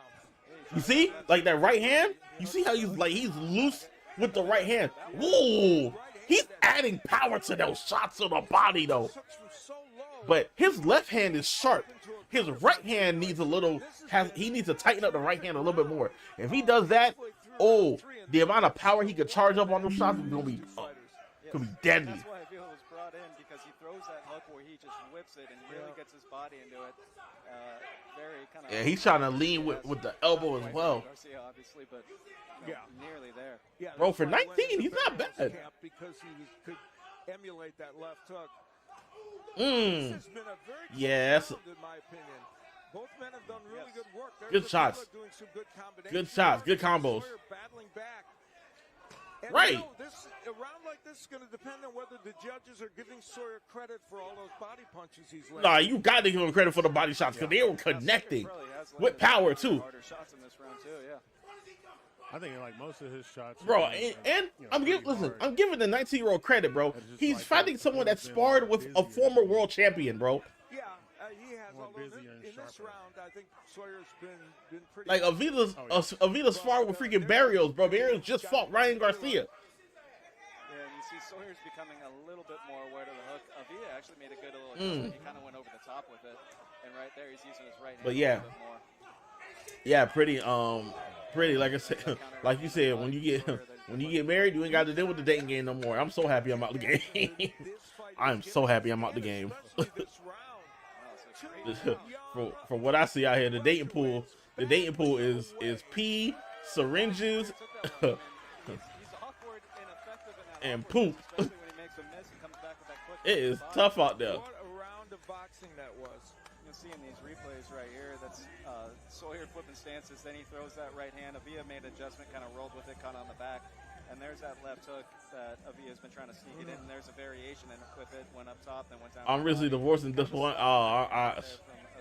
Listen, All the while, Avila still throws his you know, combinations and lands a lot this is what of I'm gonna them, say. and, You know your worth. creating a very interesting, You know your dynamic worth. in terms of styles Um, and action. you know what you bring to a potential relationship. You know, take some time to appreciate continue to appreciate yourself. You know, and take all those experiences, good and bad, even though it led to a separation, and make add it to your overall growth as a person. You know, and when you get back into those streets, don't take no BS. You know what you want. Yes, as you hear the corner. You sore from the workouts, brother. I need to be more consistent with my workouts.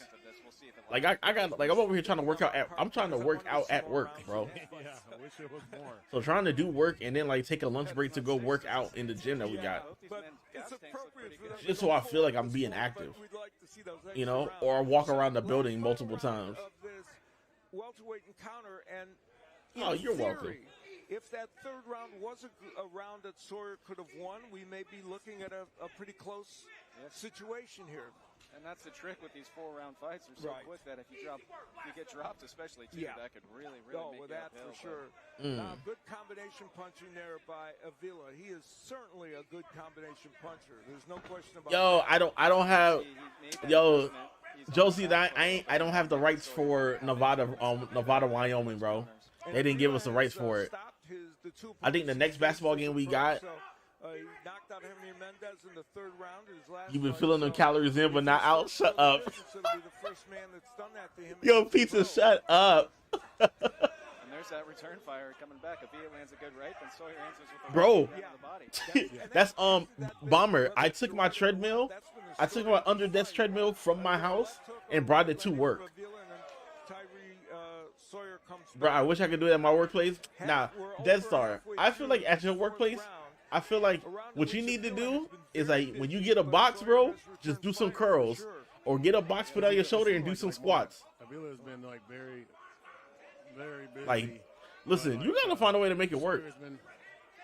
No, reason why I say it's hard to work out is because it's like the amount of work that I'm doing right now, you know, and then it's like it's a lot of people always reaching out to me to do something.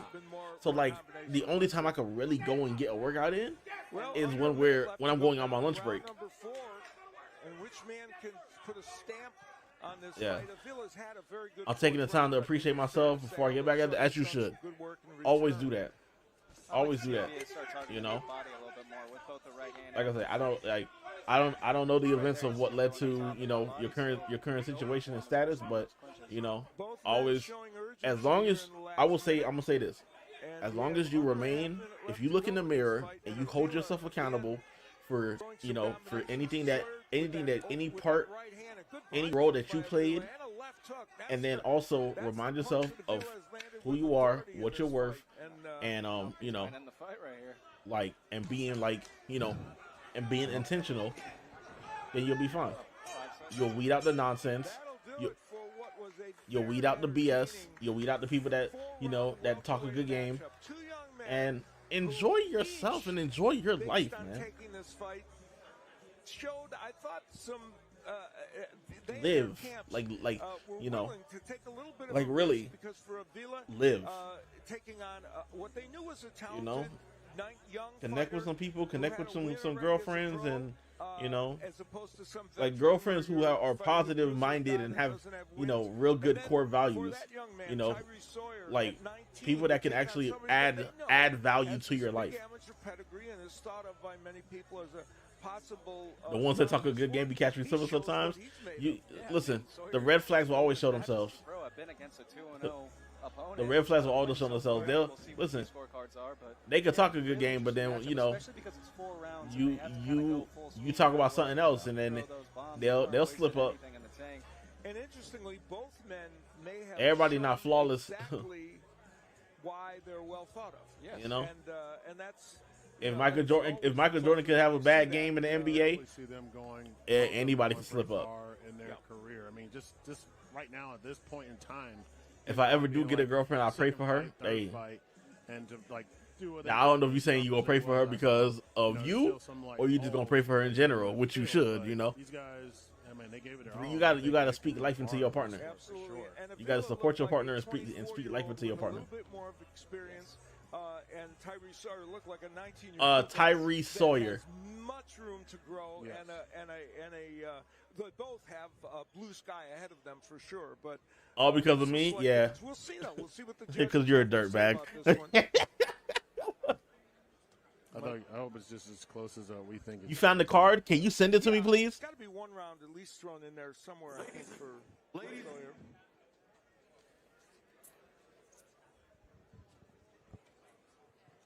Bro, fix that microphone, bro. Mike's having a little mic issue. Check. 1, 2, 1, 2. I can't even say you wrong for that. Shut up, bro. You're not a dirtbag. Ladies and gentlemen, please give it up for these two warriors. Come on. What's up, man? What's up, man? What's up? The judges' scorecards are in, and we have a split decision. Oh? Judge Danny McGrew scored this bout 39. 39-37. Avila.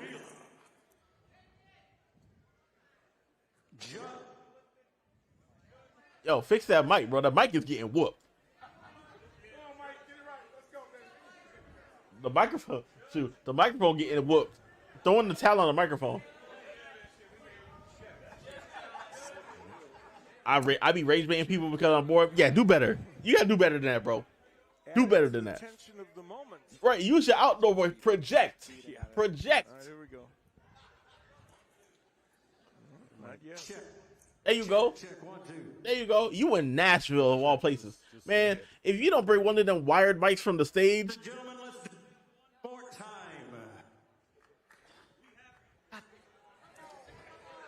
Man. It's no, it's not fun. It's fun until you catch the wrong one. I think we have a geography problem with that mic. Right. We're going to have to find the right sweet spot. I don't want a full-time husband right now, but more like a part-time boyfriend. The mic fighting for his life for real. You see Tyree. Man saying, work for me. I'm trying. I'm broke. I'm broke. We're going to get it. So Mike's going to go to the. I can't work. Hey, I'm broke. I'm broke. He's going to go up there to the band to get their mic. Yeah, there you go. I told you. Didn't I tell you he was going to go to the? I told you he was going to go to the stage. Wonderful. In the words of Toby Keith, how do you like me now? Yes. I told you he was going to go to the stage. Ladies and gentlemen, we have a split decision. The judges' scorecards are in. Judge Danny McGrew scored this bout 39-37. Avila. Judge I don't want peace. King I want problems always. scored this bout 39-37. Sawyer. It's going to be a draw. David Hudson scored this bout 39-37. And the winner out of the red corner. That's a good fight, though. Good fight. Good fight. Avila. Good fight. Good fight. So a split decision. Yeah. For Avila. Pretty. I want you to explain that. A part-time boy. What is that? Everybody comes out of this fight with their reputation totally intact, in my opinion. Oh yeah. I mean, Michael's fighting for his life for real. Keep going forward. He showed his little variation in the game. Those 4-rounders are so tricky. Competitive rounds all the way through. There is definitely big. Yeah. Scorecards are fairly accurate. Sawyer is definitely somebody that you want to keep in the back of your head if you see him in a fight. 2 of them, or the 3-1 on the other one. You know, like, I would agree. Like, Hey yo, Dead Star. About the judges' opinions.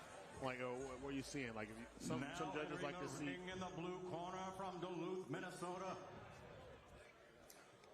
Rondell Hubbard. All right, we move on. Rondell Hubbard. Renier Diaz Salgado. Hubert Hey, this man smiling in his photo, bro. in a 4-round welterweight encounter with If you smiling in your photo, bro, I feel like you gonna lose, bro. in the welterweight division. I feel like you gonna lose. All right, so Death Star, right? I know that gap is crazy. Yo, why you leave? Yo, first of all, as somebody with a gap myself, not too much on the gaps, all right? Relax. Right? Relax. All right? I'll beat your ass.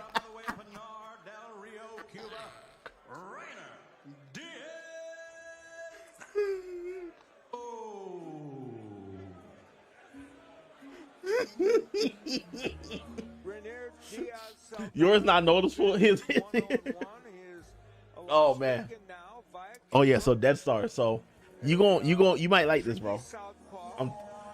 Because you've been asking about this for a couple of years. I'm thinking about doing a try not to laugh type of thing, right? Get some water, get a bucket. Y'all send me some videos. Friendly, PG friendly, TOS friendly videos. And then see if I'm gonna laugh or not. Yours not noticeable, his is though. I mean, well, yeah, that's a fact. Oh, nah, you could. Being married is 24/7, living together.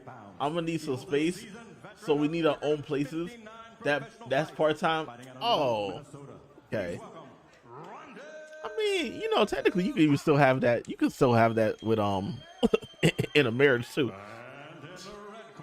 I definitely know a couple who are married and they definitely live in their own places. And they got it like that. Good for them.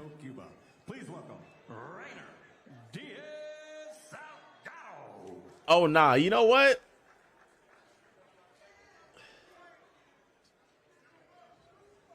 I don't know, bruh. I like to apologize about what's gonna happen to you when I send these videos. Yeah, I wanna. Well, at least the ref is gonna give the instructions to the players. We don't have to hear it because we already. They sure do. Every couple. That's facts. That's facts. Every couple is different. We're pretty familiar with. That's why a lot. That's why a lot of these relationship conversations are so stupid, because everybody's trying to attribute their lifestyle to somebody else's, and I'm like, it does not work that way. Shut the hell up. Do what works for you and keep it pushing. Right? All the 50-50 conversation, gender role conversation is tired. Tired. Are you not tired about talking about the same thing? Stop talking about $200 dates. If you're gonna do a $200 date, then do a $200 date. If you're gonna do a faux, then do a faux. like shut up. What's meant for you will find you, right? Exactly. You hit it right on the head. Bro has a dress shirt plus a Hawaii jacket with a cowboy on the end to lose. Nope, he's winning. He's winning. He's already on the knee. He's winning. He's winning. He's winning. It's a wrap. That was a great shot. First of all, my man over here got these Minnesota Timberwolves colors on, right? It's cooked. He's cooked. Damn. Yo, just. And some of those, I think, are landing a little bit low, but that's hey, behind yo, that's partially the Hubbard is moving his head. Correct. Yo, why is he sunning this dude, bro? Bro, my man over here got long Nike socks on, bro. You're cooked, bro. You are prepared for a backyard fight. He's ready to box. He is ready to box. He's beating your ass. Stop him. Bro, are you here to box or you here to play basketball, bro? Thank you, Pizza. Yo, bro, it's over. Yes, bro, save him, bro. Thank you. W. Well, maybe they felt Hubbard wasn't going to be W, bro. but he got up. W. Great decision. It's already over, Death Star. He's done for.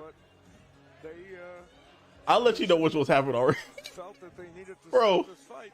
So Bro, that's the way you know how bad it is when somebody has to bend down and it's like he about to go on one knee to beat your ass? what transpired. So we've seen a little bit of everything here tonight, and that's Twig? yet another No. part of the drama. But I use StreamerBot and I get all my chats together on Twitch, Kick, YouTube. The only one I don't get is TikTok, but I don't go live on TikTok because TikTok be suspending me. Like he's bending down, so he, it's Right, look, no, like, bro. He's hit me in the back of the head while you're bending down to Probably hit in the wasn't back of the head. intentional by Salgado. Nah, he's sleeping in the car, bro. Ladies and gentlemen, we have a winner. Don't. At 1 and 37 seconds. Man, yo, his trainer's like, yo, what you doing? I don't know. He was beat my ass. Of the red corner, Raiden Bro, like how you swinging and beating somebody? How you swinging and beating somebody while they doing a whole squat? The third win as a professional for My man was doing Salgado, squats while and, punching. It is a stoppage win for Apparently, him. I am going to speak to David Oliveira, the Atomic Rojas.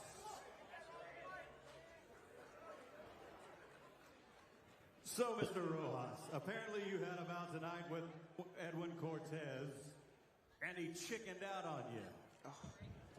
So, first of all, I'm just saying, a 24-year-old versus a 37-year-old. I mean, you pushing 40, big dog. Our body's built different a little bit. That's a tell fact. me, how do you feel? That's a fact, You too. want to send to this young man for battle? Listen, you know, you gotta go that 37U type of boxing category, man. Motor City, and you know we came down here to represent 313, and he backed out again 2 hours before the event. All right. We were more than ready, and you Where know, we at now? We're just looking forward for the next steps. Will you ever take another bout with this young man again? Huh? Would you ever accept a bout with this guy again? Honestly, I don't think so. You know, Yeah, bro. My man was straight spamming, bro. Get bigger fights. You know, we're so close for a title. All right, let's see. So, you know, Deshaun Dixon already happened. Jalen Green happened. That was the Rondell Hubbard, bro. Bro, his record. Oh my gosh, bro. The man who just lost, bro. His record was 16 wins, 40 losses, bro. They call me the Talmud Ant because all we do is, you know, we do. I ain't trying to be rude, brother, but hey, man. Hey, brother. You know, Hey, brother. you know, they always underestimate. Hang it up. Come in the ring, man, it's over. It's different, Hang you it know. up. They always underestimate me because of my height, but you know, I might look 130, but you know, I'm fighting 115. Bro, 16, 40, and 3. Bro, I think Glass Joe from Mike Tyson Punch Out got a better record than him. Hold on. Now, Ladies and gentlemen, hold on to your seats, fasten your seatbelts, put it on. Let's get ready for country music singer James Carruthers. Hey.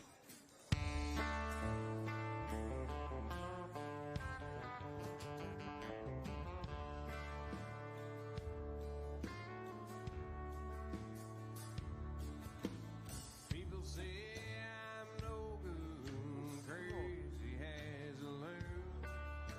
'Cause I Stop. get stoned in the morning, I get drunk in the afternoon. Kinda like my old blue tick hound, I like to lay around in the shade. I ain't got no money, but a damn sure got it made. I ain't asking nobody for nothing. If I can't get on my own.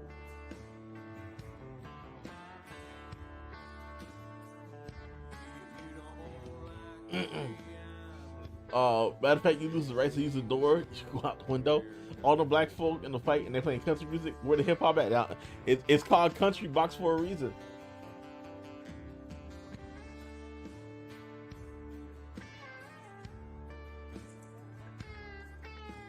preacher man talking on TV, putting down rock and roll. Wants me to send a donation, 'cause he's heard about my soul. Just walked on the water, and I know that's true. Something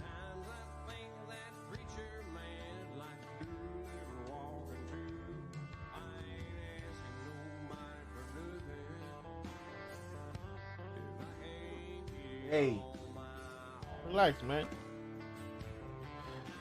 Relax. Sit. There you go. Yeah, man. Hold on. I was looking for Glass Joe's record, bro.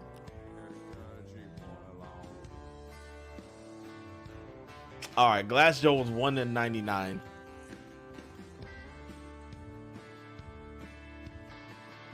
But my man was 16 and 40, bro. Why, you know, somebody gotta lead you the right way.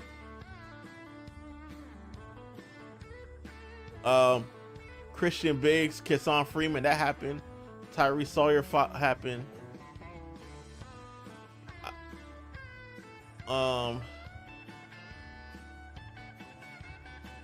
I think the Khalil Benson fought. Bro, how you, bro? This dude who lost, did he win or lose?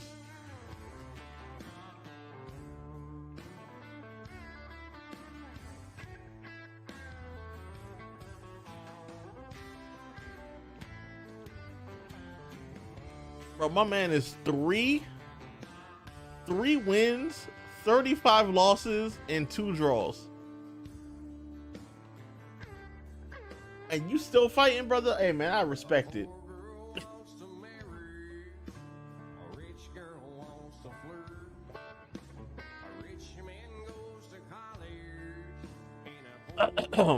Cuevas and Contreras fought.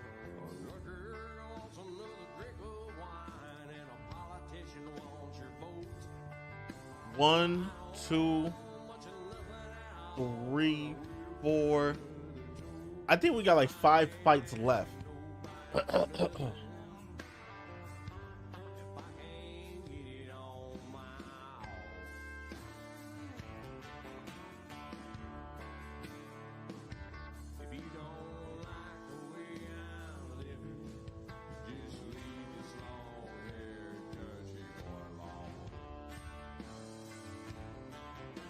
This is all your fault.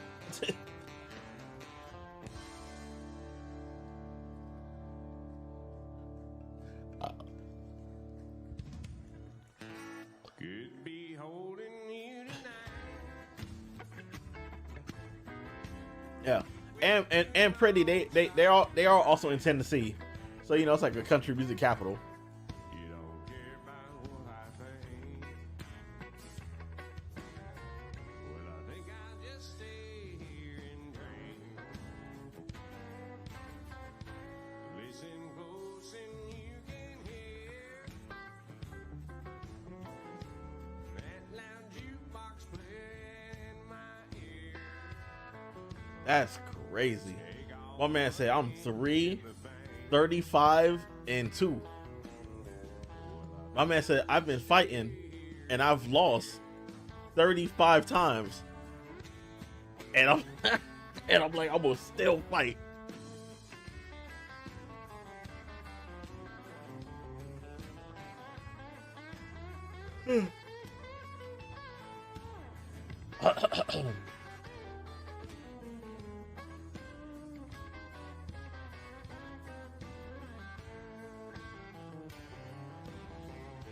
Hurting me now, don't spare no tears. At least you know the way love feels. My mind ain't nothing but a total blank. Well, I think I'll just stay here and drink. But yeah. Hurting me now, don't mean a thing. Since love ain't here, I don't feel no pain. There ain't no woman gonna change the way I think. Well, I think I'll just stay here and drink.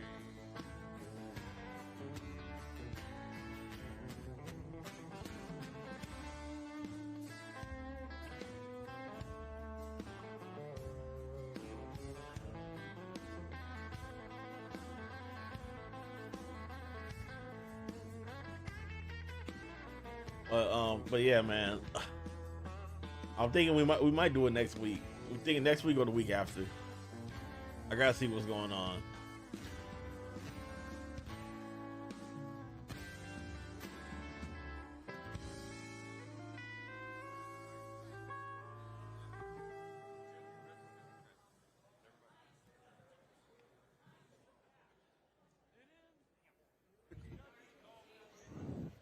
Terrific performance to show us what great music we have here at Country Box. This is a part of what makes us so charming is great boxing and great music as well. Well, we've got some more boxing. Hey yo, nah. For you. Jet Blackwell. Damn, no claps. Hey yo, nah. Hey, I'm sorry, bro. My man out here, he looked 50, bro. Taking on the veteran, and I do mean veteran, Rydell Booker. Yo, they rude. They rude. Why they call it? Why they say that? Blue corner out of Detroit, Michigan. Rockin' Rydell Booker. Nah. Hey. And I love it. I like Rydell Booker. Just like learn a little bit more about him. Last fight against Kuza, I think it was like January fight against Kuza, how he was acting kind of like a little teaching moment. Want to see, I mean, he has hand speed. I wanna see Nah, bro. Why like they got him from the gas station, bro? Yeah, a 45-year-old veteran. 45? A 25-year veteran of the sport has a storied history. Bro, they got him. Bro.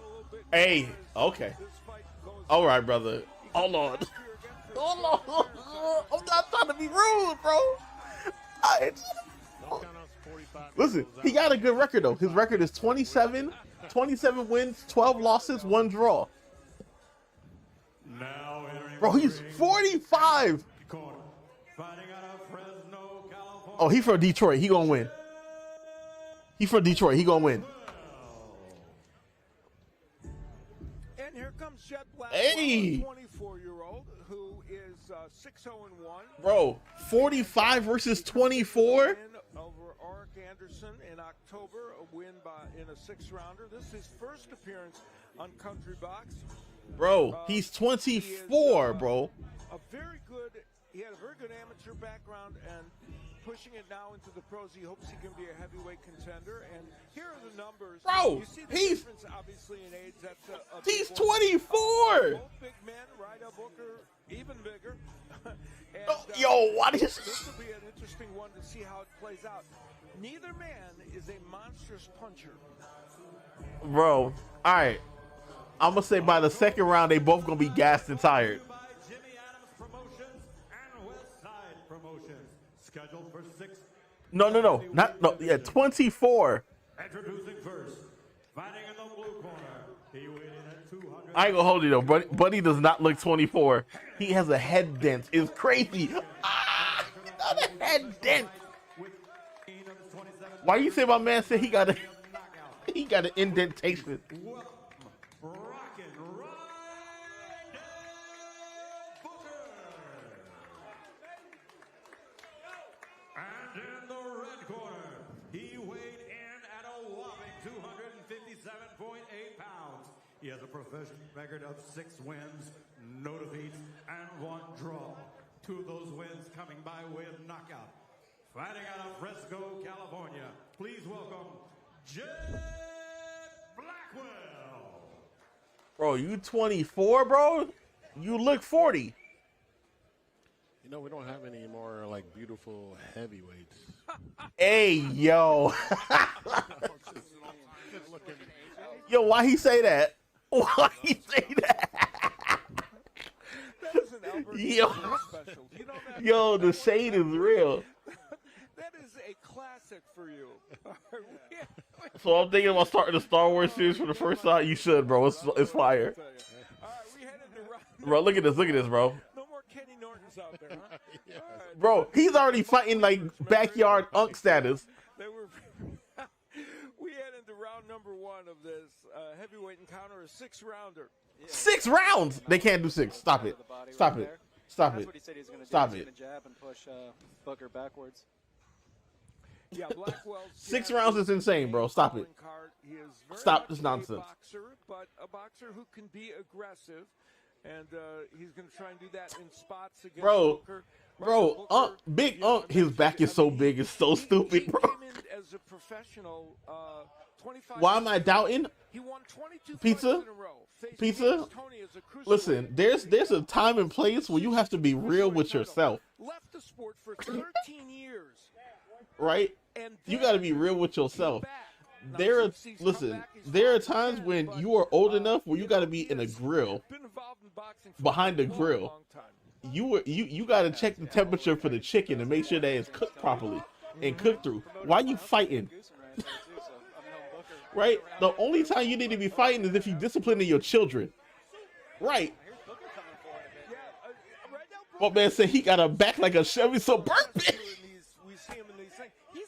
He can have bursts of offense and Look at this. find him Not you saying woo. Oh nah. entertain himself. Nah. He too hype. Buddy hit him. He said woo like he Ric Flair. Hey, listen. Hey. You can screen a film on his back is crazy. And they love him.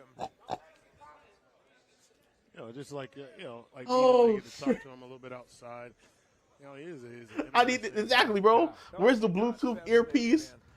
Where's the pager? You know, he feels very confident in his ability to be a very technical heavyweight with good footwork, good jab. And he's Bro, not Big Unk got the stands like, I'm gonna teach you something, young blood. I'm gonna teach you something, young blood. with more than 70 amateur fights. So Yo, pretty. I'm with you. He looks 40. Booker is a way to do it. Yeah, he says that he doesn't really fight like a heavyweight. He fights more so like in that middleweight style where he's going to use Who fights like a middleweight? top around the guard. And he's Bro, doing why it am I even to talking a about little this? bit. Bro. Now we'll see as he Woo! those little pitter-patter shots can keep a big heavyweight off him as Booker charges forward here. Hey, looks good, like, bro. moving on his feet. So, Bro, look at his stance, bro. He got the, I'm gonna teach you something, young blood. I'm gonna teach you something, young blood. Back in my day, we used to get him like this. Comes to an end in his 6-rounder. A tactical first round, but some offense landed early by Booker and then toward the end by Jet Blackwell. Oh my gosh, 6 rounds, bro. Listen, wait, 1 down, 5 to go, I guess. Blackwell probably going to be using his jab or left hook here. You see right there, little pitter-patter shots, trying to find that opening around that high guard. Now we'll see. You shot the jab to the body a few times. Booker keeps that guard up very high, so the body's open. yeah, definitely the body's open. CB's going to go to it, but then hopefully it doesn't leave his head. You know, Booker does have. like I said, man, I'm not one to knock somebody's dreams, man, but sometimes you got to be real with some people, man.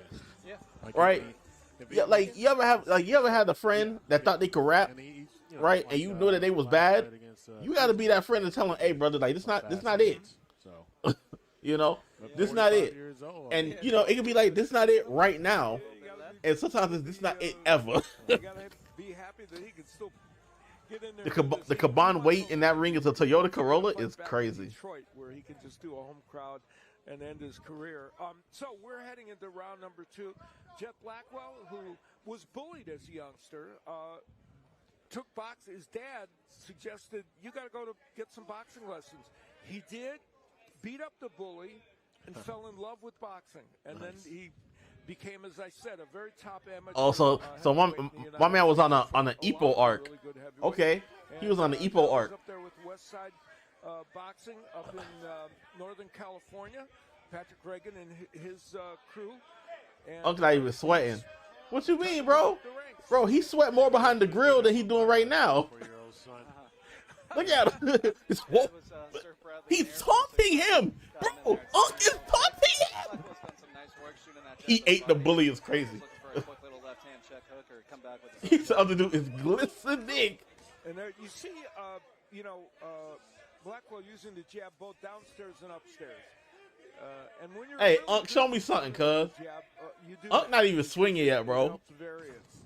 Especially when Booker leaves Okay. so high. Okay, Unc. He's okay kind of taking Unc got a little defense.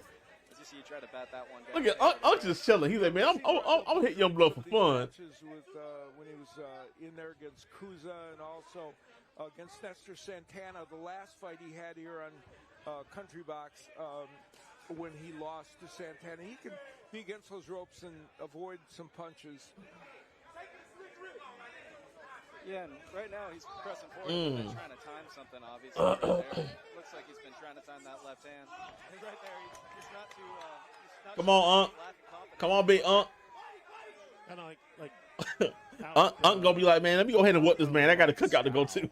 You know, Hey, Unc, we need you back on the grill. All right, let me whoop young blood real quick. Distance in the heavyweight. I mean, he has fast hands, but going the distance, it would be okay because he'll keep this up. He'll be clever. He'll, you know, he not get hit. So I see the sweat slide off his back is crazy. Y'all saying this man got this whole slip and slide on his back. Power, and Kenzie has enough power to hold them off. That's probably the issue he's going to have. And he's a big man himself. He's just not a monstrous puncher. So, but he's take it to the house. Unc got a birthday to cook for on a Thursday too.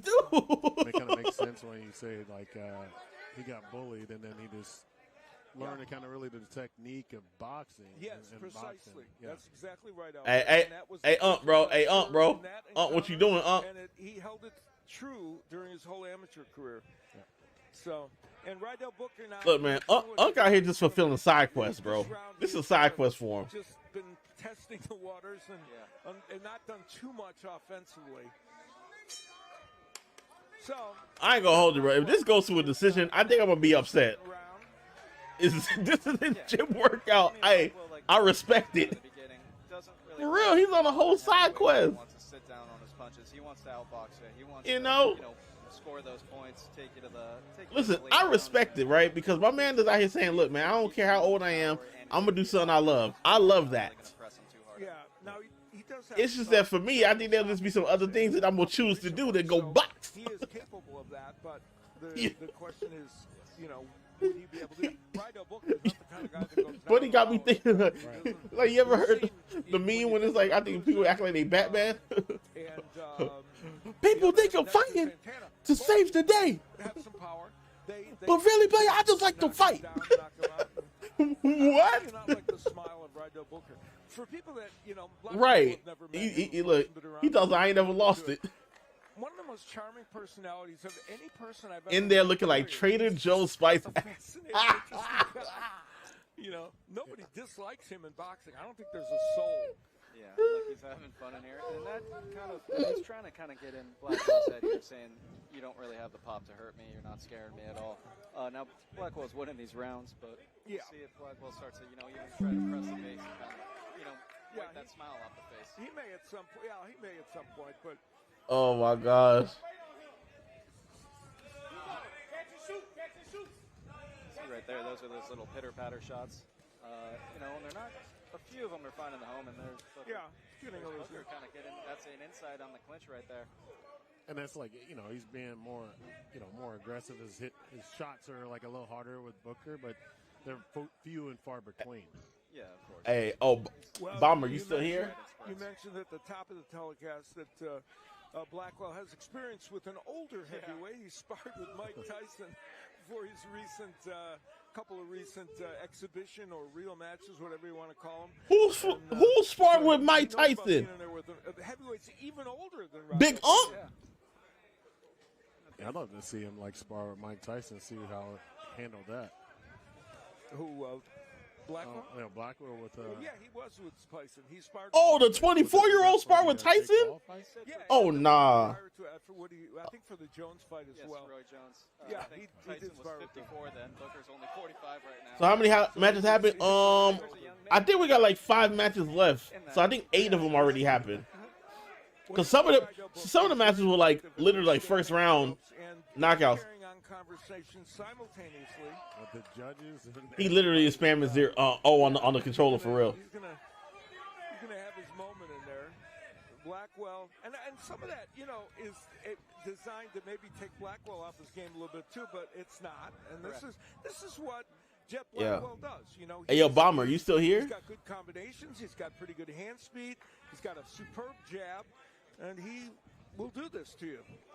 Yeah, he definitely he has. If so, I got to send you something on Discord. I don't know how much like power is behind Not a big those power speeches. puncher, Yeah. but he can knock out some people. This is why he was a great amateur, because he would put these combinations together and score lots and lots of points. Yeah. And he's doing it right here. And, not everything's getting in, but enough is getting into. Bro, he's talking. Who is he talking to? Yeah, and that shows you the power is more. Blackwell focuses more on speed than power. Booker does have a little bit of blood coming out that nose, but I would like to see, Blackwell, he's got the opportunity to sit down on a few of these. I would just like to see what he's got in the tank to do it. Well, there's a nice right hand by Blackwell on the inside. So, Bro, I'm surprised they've gone 3 rounds. This is 3 rounds. This is third. So another good round for Jet Blackwell here as he just controls things offensively against Rydell Booker. Replays. And these are mostly, you see that left hook, he's slapping it on a few of these. Just trying to kind of be in the Paulie Malignaggi of the heavyweight where you're going to use that jab a lot and slapping and be. That's an apt analogy. Paulie used volume as his way of having offense. Yeah. Paulie had a great jab. He did. Very terrific. Champion of the world, so. Terrific jab. That's what moved him ahead. I feel like these are very light gloves. Unk got hit with a few to the face with no effect. I would be surprised. Jeff has been born in a big body, but he has a middleweight, type. Yeah, that's a good way. That's a good way to put it. Yeah, he has a different mentality that, and I think it's making the most of the abilities you have. Because. He does look like Spike Adams, though. That's a fact. That is actually very funny because he does look like him. Moves up in that thing. Now he was lighter before. The last couple fights he's been heavier. I don't know if they want him to get back down a little bit because that improves even the movement and the combination punching. But we'll see. In any case, we move into. Yo, come on, Unk, man, fight back. With Rydell Booker, the veteran. On the right of your screen, and Jet Blackwell from Fresno, California, the undefeated 6-1 heavyweight, a 24-year-old. Now the question for Blackwell moving forward is, could he take a big heavyweight shot when that lands? Mm-hmm. Right. If you can and you keep going forward, you could go the distance in those fights and have the chance to outscore him. But if he faces a big puncher, we'll get to see it. Booker's got a little bit of power himself, but 14 of his 20. Bro, this is crazy. Yeah, he's just not a knockout puncher now. This is a different Rydell Booker. And but what he does do is have some interesting conversations with his opponents, as he did right there. Yeah. So, Rydell Booker, I'm going to tell you something about Rydell Booker. He's been training fighters a little bit too. I think there's nobody on the planet who would be a better trainer than him. Good combination work by Jet Blackwell there. Rydell Booker, there's 2 things Rydell Booker could do great. Be a commentator, which I think he should, and also, Not you saying you sweat and watch it. Yeah, he's a great sparring partner. A lot of the opponents that he's been in the. I imagine his uncle gonna say, "Yeah, I gave it to Young Blood. I still got it." He'll tell you, right now, do this better. Tried to his last opponent, and his last opponent was not having it on Country Box. That's one thing I'd like to see is. They gonna say, "So how you feel like you did?" I mean, I put the hands on him, man. I told him what I could do. An interesting matchup. I don't know. Say, brother, what fight did you fight, bro? Now, but down the road, that's the kind of the strategy for Blackwell from the folks at Ringside Boxing. Bro, who is he talking to? To the point where he's the highest ranked of the younger heavyweights, and that would include somebody like Kuza, where they can make that claim and say, look, among the new guards. Bro, is he playing peekaboo? Oh. What their goals No. would be. Okay. Oh, is he turning up now? Turn up then. That was more yelling. Oh my gosh. Unk get on my nerves. Blackwell just kinda Listen, hey man, you know what? Hey, knock Unk ass out, bro. Talking as well. Knock Unk ass out, Speaking bro. of sparring as well, that's Blackwell's had a lot of experience in the past, especially he's been around Vegas gyms and then in Fresno, Richie Torres and also Frank Sanchez who are fighting each other. So they've sparred each other a lot. He's sparred with a lot of top. Yeah, Unk is bleeding in the mouth. The 2 you mentioned for sure, and a few others as well. young, old, everyone. Yep. Honestly, I'd love to see. I want to pull up the old film of Rydell Booker.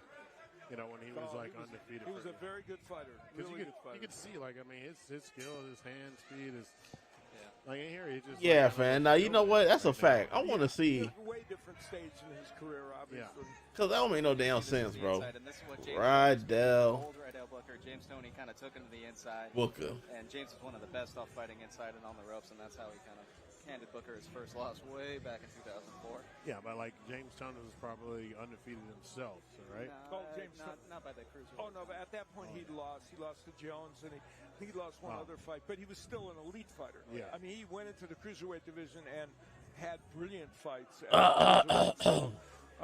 But yeah, that was when like Tony he didn't want to train. All he wanted to do was spar. Right? Yeah, training was not his strong suit all the time during that period. He didn't have enough barbecue chicken in him, bro. They got two more rounds, bro. Would move up in weight and be very successful, but you know, it for the most part, and even went up to heavyweight. Didn't help him much. Right. Won heavyweight fights. You know, beat Evander Holyfield, which even though Holyfield was older, still it was amazing.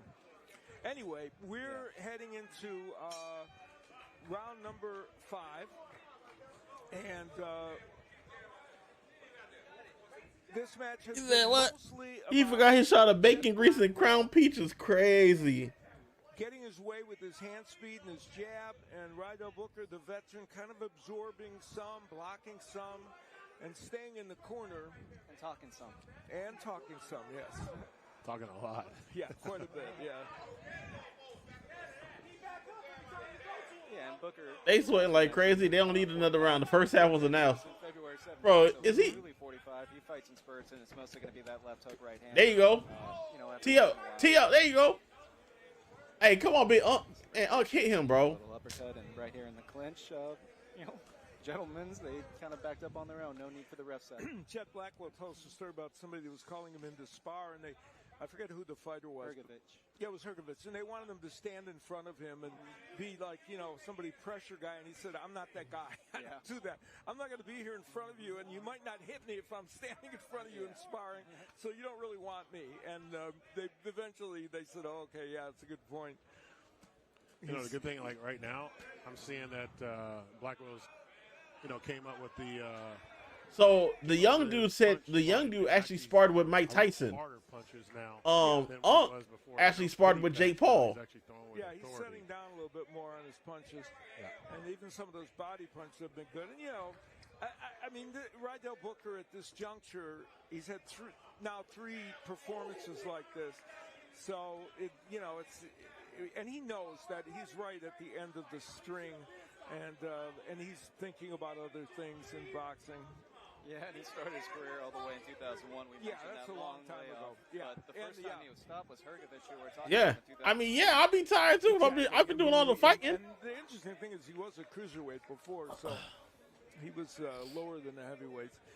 Under a minute left to go in round number 5, and Jet Blackwell is on point and on mission. His job was to come in here and win this fight, do things that would show people what his skill set is, and he's doing that. He's showing people he's a volume. There you go.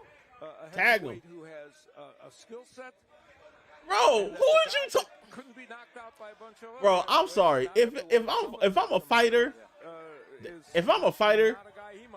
and the person I'm fighting is talking to the crowd, I think I'm gonna get much more upset, and I want to knock you out. Those were mostly body shots, and some of them were just the ref kind of calling it off. So maybe Blackwell's best chance is just to let it rip in the corner and force the ref. As we pointed out, we've seen him in the choke. That don't make no dang sense. Against a couple of heavyweights like Kuza, and So round 5 comes to an end. And bro, they made it to the last round, bro. Hey, you know what? Hey, bro. We'll do that again in round 6. Yes. That's some GGs. You gotta clap it up. They about to go to 6 rounds. See the replays, that's that little corner work we're talking about. Mostly once again slapping shots, not really turning his knuckles on anything. Kind of occupying Booker in the corner. Yeah, not a lot of playing. Excuse me. It looked pretty in front of the judges, but the judges don't get replay. So yeah. So if you're gonna do those slapping shots, try and find that opening to sit down and unload on that one big one. That's like what a guy like Canelo will try and do. Yeah, that's true. Opening, load up. He do got short arms. I mean, like, don't get me wrong. Like, it's a good Big Unc like, man, this fun, man. This ain't nothing. Showman for Blackwell. Big Unc, that's when Big Unc's like, I don't care if I lose, bro. I'm just fighting for the hell of it. The Wilders and the ones that butt and Yeah, put butts in the one seats. punch. Yeah, this is a 1 or 2 punch guy. Also, Rydell Booker's defensive style. Nah. Whoever is in the crowd also knock his ass out. Yo, you gotta relax. Score his knockout when it's at distance and he lands some kind of You gotta relax. counter shot to hurt somebody. Booker doesn't give you that many opportunities for that. Round number 6 in our penultimate fight of the night. We're so happy you joined us here on Country Box. And there is some good body work by Blackwell. And when many fighters do, when he goes downstairs, he gets more leverage on his punches. Sometimes, especially with the left hook, sometimes fighters don't get as much leverage when they go to the head. So he's landed some body shots that had a little more oomph on him. Yeah, especially if you kind of throw that right hand and lead you into it. Now, this is on the ropes right there, and it seems like Blackwell's comfortable there, but it's not his preferred place. He'd rather be right here at mid-range. Yeah.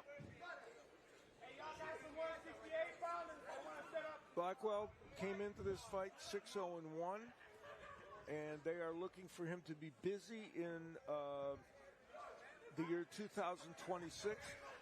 And as Patrick Reagan told us, move up in rankings so that they can make some claims about him being one of the top-ranked younger fighters in the division to see if that leads him to better fights.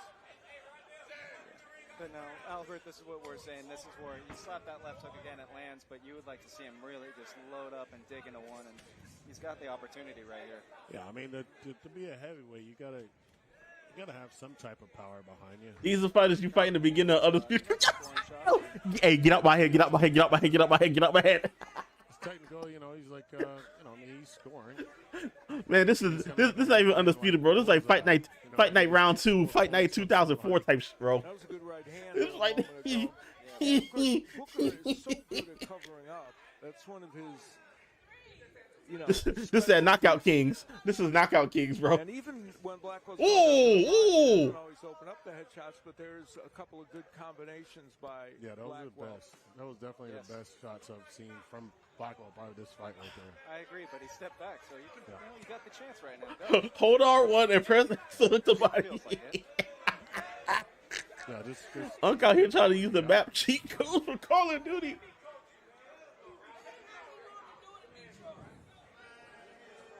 The corner of Booker is yelling to Blackwell, "Let me coach you." I thought I heard that right. He said you'd be 10-0 right now. Half a minute left to go here in the final round, and Man, I don't know. Blackwell is moments away from, we're sure, securing a decision win, and for Rydell Booker, a third straight loss on Country Box against a up-and-coming heavyweight. And this one has probably been the least offensive of those three fights for Rydell Booker. Yeah, absolutely. He definitely fought harder. There you go. Fought harder against Cruza. Now, was that because Kuza was giving him something to think about? $17.55, 2 hot dogs and 3 light beers. Nah, bro, he getting a Mad Dog 2020, bro. He gets a Mad Dog 2020, bro. Relax. Even though it was only a little while ago that he had those fights. Whatever the reason, I think he was more passive this evening and doing what he always does after the Shot in a pretzel. The other corner. He's probably telling You don't do it as an 80% chance of landing a punch because the size of a Toyota Camry is crazy. He's just that kind of guy, and whether people want to hear that at that moment or not, it's his thing. So, for that man, Jet Blackwell comes here from Fresno, California, to Nashville, Tennessee, and he is from Northern California in Fresno. Big O say, hey man, hey, flip the ribs real quick, man, before I come out there. Country Box effort. Yeah, I would say 6-0. Yeah, it's hard to imagine a round that Booker would have won in that fight. Yeah. And look, I got on my fight sheet, I got a couple specks of blood. I don't know if it was. I think that was from another fight. The fight I'm early thinking. I don't know if it was from this one because we had a couple of guys cut during the course of this evening. It has been an interesting evening, and we have seen just about everything you can see. And now we're going to find out who won this match, which we suppose we know.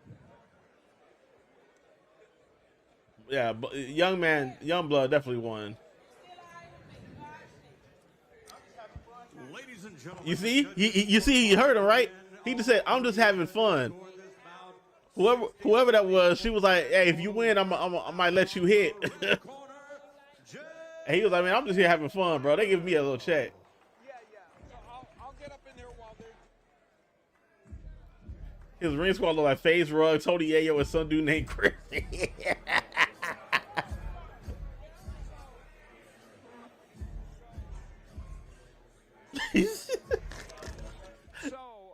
Oh shoot, that's hilarious.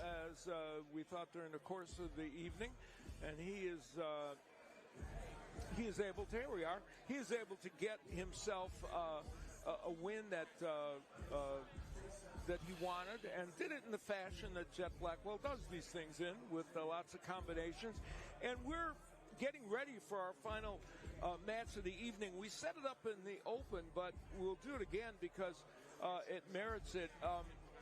We have Fernando Cuza, an undefeated fighter from Cuba, who now here in the United States, who has been a staple on Country Box's 7th appearance here, and Nathan Bedwell, a very willing and colorful opponent for tonight, who, interestingly, even though he's older, he's an older fighter and he's younger than Booker, is not the kind of guy to give a defensive effort, though. He will be aggressive tonight, and certainly that will be interesting. And, you know, we talked about Cuza, Albert, at the beginning, and we talked about his development as he's getting to be, a top heavyweight and moving ahead.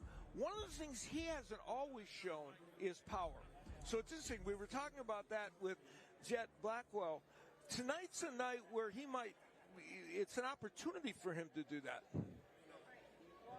You know, and like one thing that, with Cuza has, he kind of played around with guys a little bit, and then he's like started facing like some top tier like opponents, and he hasn't really had a chance, but he's landed some great shots, and he's combinations. He's been real. So we'll see how his power presents tonight against who he's going against, but. Yeah, Cuza definitely has a little bit of power. Yeah, he can. He does have power if he can demonstrate it. Let's go up to Mike Rogers in the center of the ring. Now entering the ring in the blue corner from Lexington, Tennessee, the Tennessee bad boy, Nathan Bedwell. All right, is this the last fight? Yeah, okay, I think this is the last fight. Yeah, this is the main event here.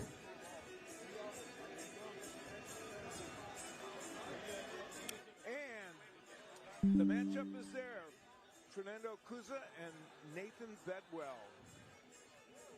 Bro, this is about to be a wash, bro. This man, Bedwell, is 8 wins, 21 losses. Cuza is 8-0. He's about to smoke him, bro. What he has in the tank. Want to see if he actually wants to come out right now. Yeah, we're waiting. We're still awaiting him. There he comes.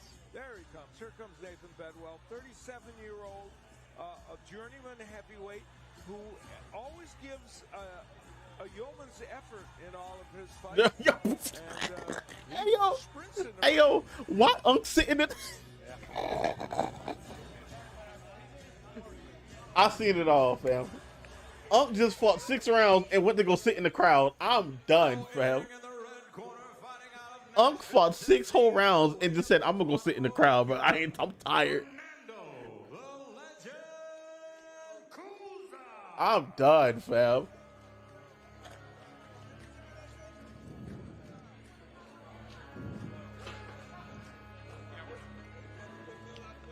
We'll see what Cuza we're going to get right here. If he's going to be a smiling one, or if he's going to be like a stone face. He's kind of mercurial in that regard. Yeah, he has different looks in terms of that regard from an emotional standpoint. He comes out my man looks massive. From Cuba, who is here. He looks massive. This is called Country Box Village. What's going on? Many people believe Oh nah, he looks like he's about to hurt somebody. Oh, shimmy, shimmy, shimmy, shimmy, shimmy, shimmy. He has 9 and 4 in that league where you fight individual rounds on each night, and he's with the Nashville Snatch team, and he's hoping tonight to do some smashing against Nathan Bedwell. There you see Bedwell. I mentioned 37. He's actually a 34-year-old, and he is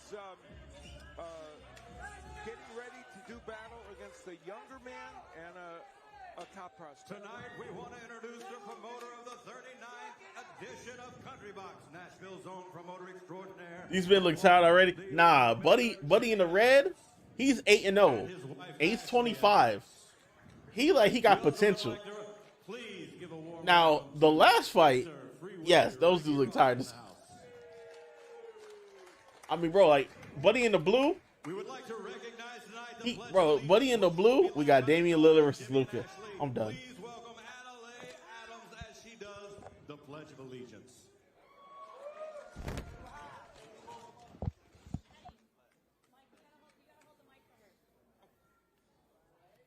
I pledge allegiance to the flag of the United States of America, to the republic of which it stands,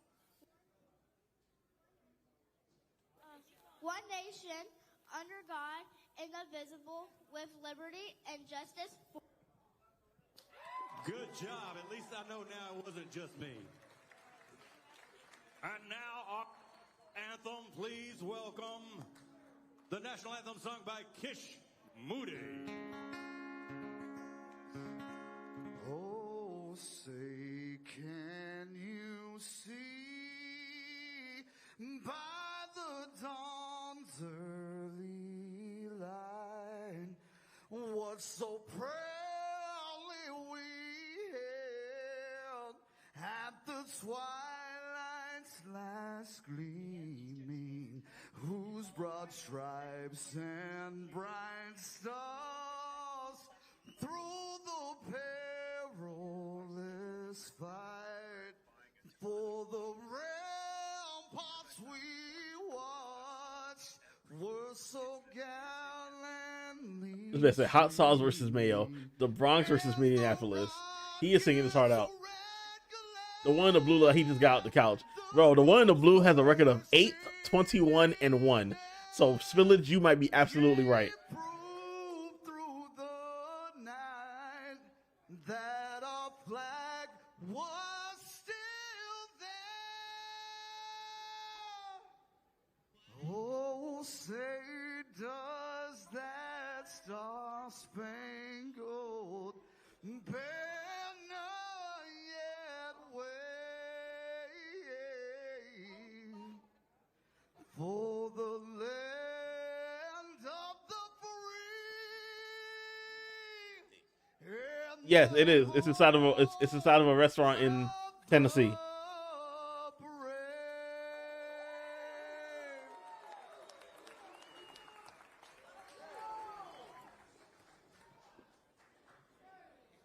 Our main event of the evening is presented by Jimmy Adams Promotions and Murder Cigars by Edward Crow. Scheduled for 8 rounds in the heavyweight division. Ladies and gentlemen, the judges are ready. The officials are ready. The boxers are ready. Nashville, are you ready? Is the man He said Kid Rock. introducing first in the blue corner. He weighed in at 235 pounds, a veteran of 30 professional fights, with 7 of his wins coming by way of knockout. Fighting out of Lexington, Tennessee, please welcome the Tennessee bad boy, Nathan Bedwell. And in the red corner, he weighed in at 242.2 pounds. He has an undefeated record of 8 wins, no losses, and 3 wins coming by way of knockout. Nah, he about to knock the hell. I feel bad for the other dude. Guantanamo, Cuba.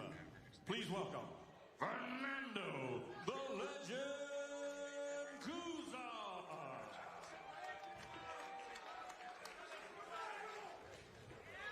All right, boxers. Trunks are good. I'll let you work in here, Nate, okay? They're a little high. Remember, protect yourselves at all times. Listen to my commands at all times. Any questions? Touch gloves. Come out swinging.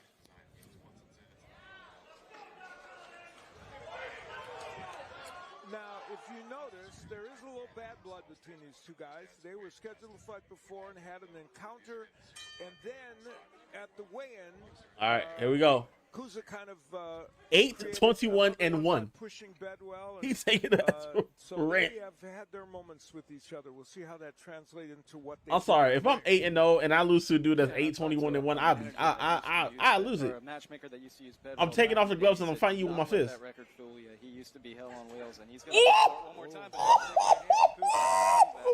that's a big beginning for Kuza. Of course, Bedwell does the little southpaw. We've seen Hey, it before. he had to Other restart. fights He get restarted the computer in that man's head. Early on, Kuza managed to Oh get my that gosh. done. Those first rounds could be so dangerous. Now we talk about Bedwell has been in there with everyone. His debut. He started he said buffer at the for opening real. with Sergey Kovalev, and he said since then he's never been. Well, my man started contemplating like, hold on. Yeah, that's a tough opener. That kind of hurt. So 10 pounds under Kovalev in that fight, so he's not. Oh, he's done. Hey, brother. 8-22. 8-22, bro. Take your L right now, brother. That's one thing about 8-20. I know he doesn't have a whole lot of finishes. Oh my gosh, bro. His power. I see him shake up a lot of fighters, but then he's like, and there's like, of course, his second fight. He wants to keep going rounds. Like, I mean, that's how he kind of fights. He'll save a guy and, stop pulling, stop punching just so he can keep going rounds. Well, he landed a good right hand a moment ago. Nah, this is really like a fight night type of deal. On the ropes of it, which I suspect This is like some fight night, like the early career stages, like what Color said. When you be fighting a whole bunch of nobodies until you really get into some real good competition. His punches got Benadryl and Pink Starbucks. Kuza making the adjustment going down to the body right after. My man said his punches got melatonin. Throwing a looping left hand, which he does, and a looping right hook. Bro, you out here swinging for the fences, bro. He's capable of doing. Knock him out, bro. And you see Bedwell's got a tall task in front of him, literally in the form of Kuza. And he's going to have to try and, get in close like he's doing and smother in those shots. Is what Kuza's coming in on the inside a little right here. Kuza, of course, a member of the Cuban national team, so well-schooled. Man, I don't know, Spillers. I do not know. You're a well-schooled fighter, and he is. You know how it is. It was like, yo, you want to fight? You want to make a quick check? Yeah, sure. Yeah, you fight somebody that's 8-0. Huh? Especially at Dwight Howard versus Ariel Grant. Oh, you taunting? Brother, you are 8-21-1. You have no right to be taunting anybody. You're not even supposed to be taunting yourself. Moments to go here. Now I need him knocked out for the culture. Knock him clean out. Kuza, who wants to throw another one, it looks like, but he doesn't. He ain't. Wow. They kind of had a moment with each other where they stared at each other. It's like, what are they going to do? Fight? They waited till right now, and here you see this replay. This might be that early right hand coming from Kuza, and there it is. Undercut or uppercut. Bro, he said he ain't. Nah, you're crazy. There's that left hook following him. That one was more of a slap. And there's Bedwell. What he's going to try and do this fight, just kind of duck his head down low, try and close that distance anyway, anyhow. Yeah, you can look at what Bedwell's face already right now. Yeah. With the nice mark on it. Brother, like, look at you, man. Collect your breath. Smiling Kuza, or you can get like one that's like straight faced and it's like got pissed off and he can finish. Right now he's kind of like talking, kind of like smiling Kuza, but I mean he has the skills to finish people, but then he doesn't want to sometimes. He has 3 stoppages in his 8 professional fights. He has 8 wins, of course. Last fight we mentioned before was his win over Rydell Booker, who you just saw. That was on September 2nd. Again, right. The 7th time we're seeing him on Country Box. He's a staple here. As you see Bedwell, he's got a little, I want to say, not quite a temper. Bing Bong was good. What's up, Grandpa? Letting him know right here. I'm not sure if Kuza can quite understand what he's saying. Yeah, that's what I've been thinking. Like, there is a language barrier, but What's up, pizza? he understands. He might understand what he's saying, but he knows the point of it. We'll see if Bedwell can do some offensive work now to back that up. Yeah, you're cooked. Yeah, cook him. You're cooked. Beat his ass. With authority by Kuza, and he is capable of being a very good combination puncher from time to time. He's not a volume puncher, but when he puts those combinations together, they're very effective. Yes. Now Bedwell's got a little bit of power now. He is moving up to heavyweight here tonight, or not tonight, but he started off at those lower weights. He's got 8 wins, 7 of those coming by stoppage. The last of those in 2023. Yeah. How many injuries Real Madrid has? And doing a good job to the body, and now mixing in the uppercuts on the inside.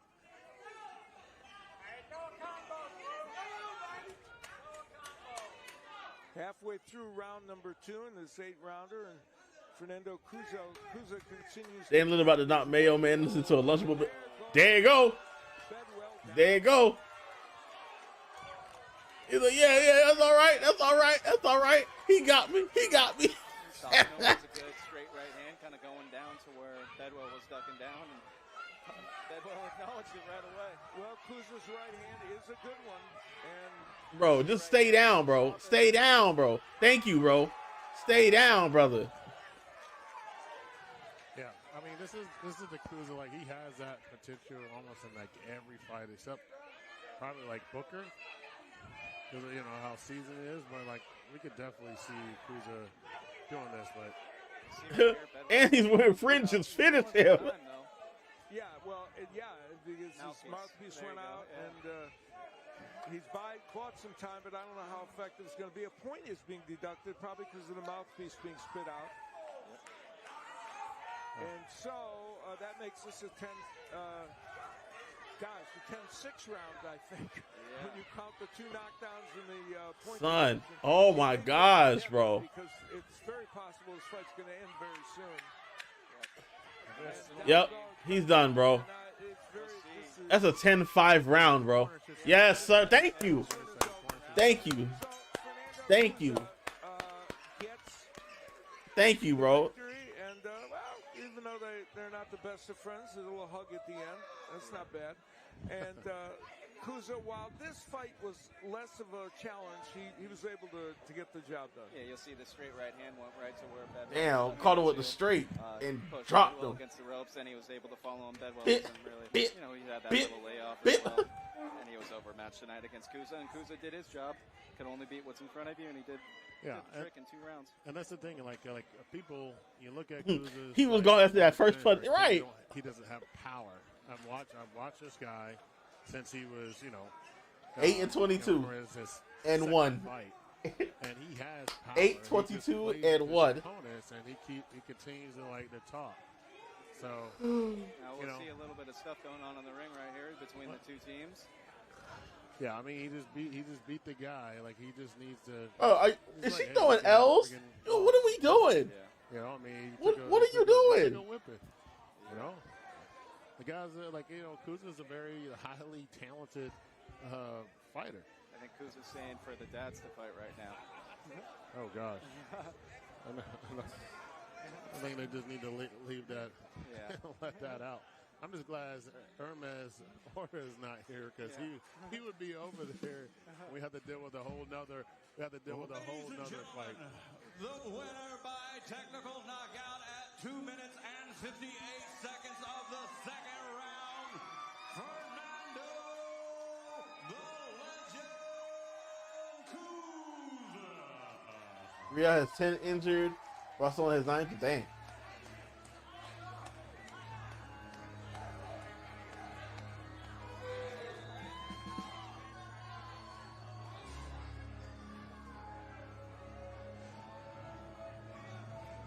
Well, Fernando Kuza gets the win here tonight, and we're going to be interviewing him for your benefit as well as folks watching us around the world. And you're going to help us out. You're going to here, and we'll get Fernando. Can you turn around that way? There you go. There. So the thing I want to ask him about is to put against Bedwell. What was it that made him able to do that and get the stoppage? Right. Tú pusiste golpe fuerte. I mean, he's only 25 though, so he has time. He's only 9-0 now. Que altamente 100%, puedo decir 200% confío en mí, dentro y fuera del ring. He's a fighter that when he's 100% confident in and out the ring, the result's gonna come by itself. He's had a great development over the course of the last 5 or 6 fights. What does he think? They're completely. ¿Qué tú crees lo que has hecho? ¿Cuál es el resultado que te ha hecho para hacerte ver como un peso completo, que estás listo para el que sea? Bueno, primero que todo comer, prepararse, ¿sabes? Y después entrenar, disciplina, con hambre. La hambre es lo que te prepara. He's hungry, he's disciplined, he's ready for everything. Nathan Bedwell, he and Nathan Bedwell, words in general that play any role in it. Listen, boy, that microphone been fighting for his life all night. ¿Tú discutiste con él, con Nathan Bedwell? ¿Eso te motivó más para noquearlo o no? La motivación viene de mi colectivo de trabajo. His motivation from his teamwork and all the effort they put in. All right, now, what does he think in terms of moving up the ladder in the heavyweight division? And how far does he think away from fighting a top contender? ¿Dónde tú crees que estás ahora mismo? What happened to Mbappe? Para pelear con los mejores de los pesos completos. Ahora mismo no sé dónde estoy, pero sí sé para dónde voy. He said right now he don't know where he's at, but he know where he's heading. So does he look at weights above him and think, boy, that's somebody I'd like to fight? ¿Tú has mirado algún peso completo que te gustaría enfrentar o algo? Yo no soy bocón. Yo solamente estoy haciendo mi carrera y va a llegar el momento en que voy a enfrentar a los campeones y grandes atletas.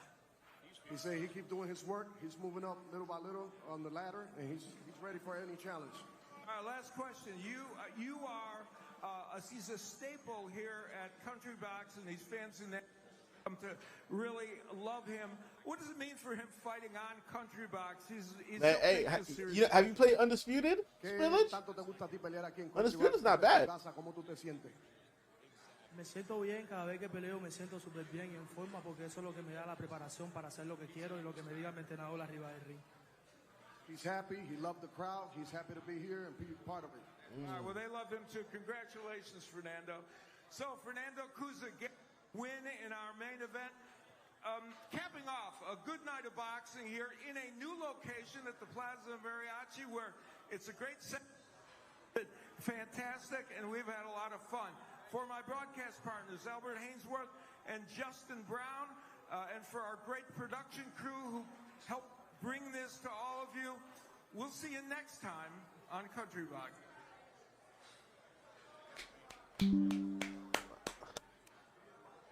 They gonna have to play another song? No, yeah, play Undisputed. Undisputed will definitely give you that, give you back the fight night feel that you haven't had in a while. Unless you have fight night on console or emulator.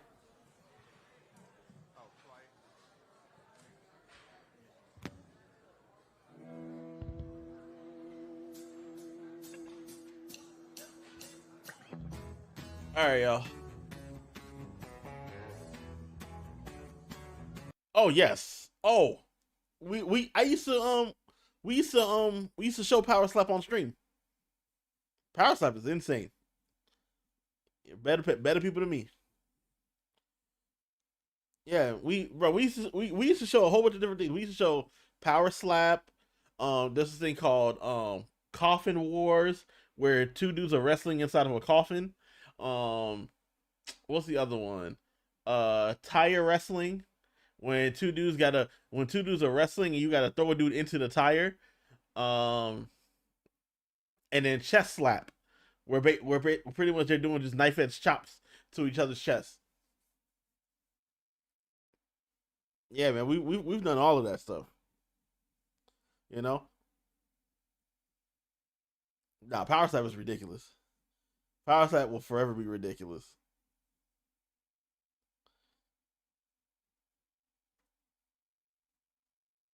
So, well, all right, y'all. I think that is going to do it for tonight's stream. I do appreciate y'all hanging out with your boy. Yes, I heard that Jake Hager's joining Power Slap. That is absolutely correct.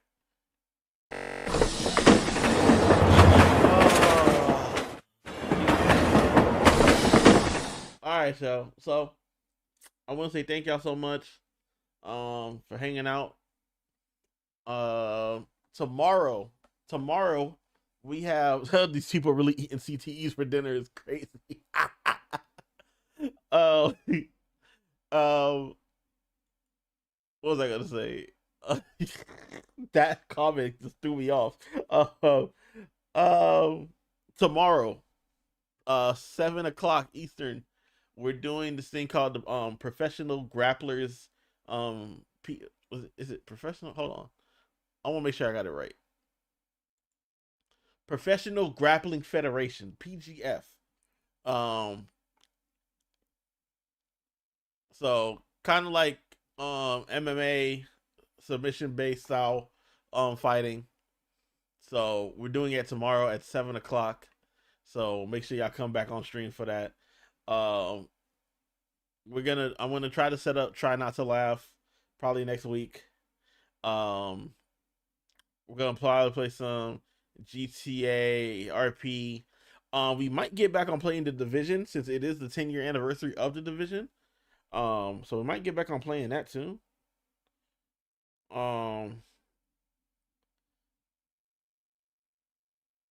And probably get into a few other things too. I got a couple videos coming out pretty soon. So just be on the lookout. Make sure you subscribe to the YouTube. Show love on the YouTube channel. Show love. Drop a follow everywhere. Kick, TikTok, Twitch, YouTube, Instagram. All under Push Play the DJ. And let's see who we show some love to. If the homie Zev is online, then we're gonna show that love over to the homie Zev. Spillage, man, thank you always coming through. I appreciate you. Hope you have a good night.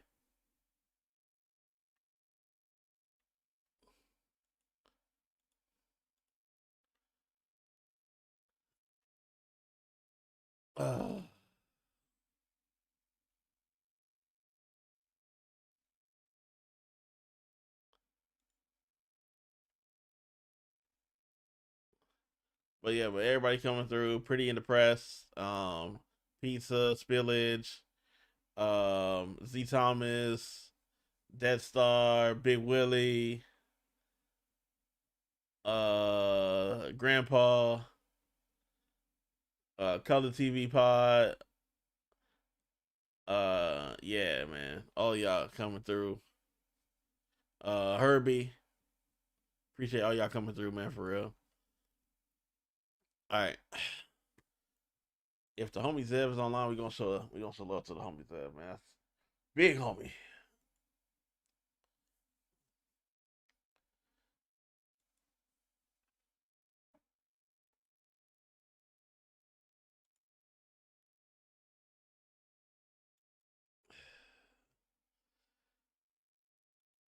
So I do want to play some Arc Raiders. I might play some Arc Raiders for a little bit before I call it a night. All right, and Zev is online, so we're gonna show love to the homie Zev. Big homie Zev. Ah.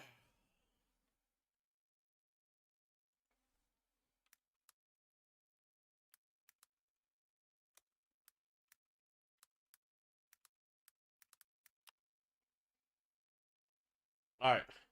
Y'all show love to the homie Zev, man. Give us some love. Give us some love. Drop him a follow. He hasn't streamed in a while, so it was good to see him back doing his thing. So let's go ahead and show my boys some love, man. I appreciate y'all so much. As always, till tomorrow.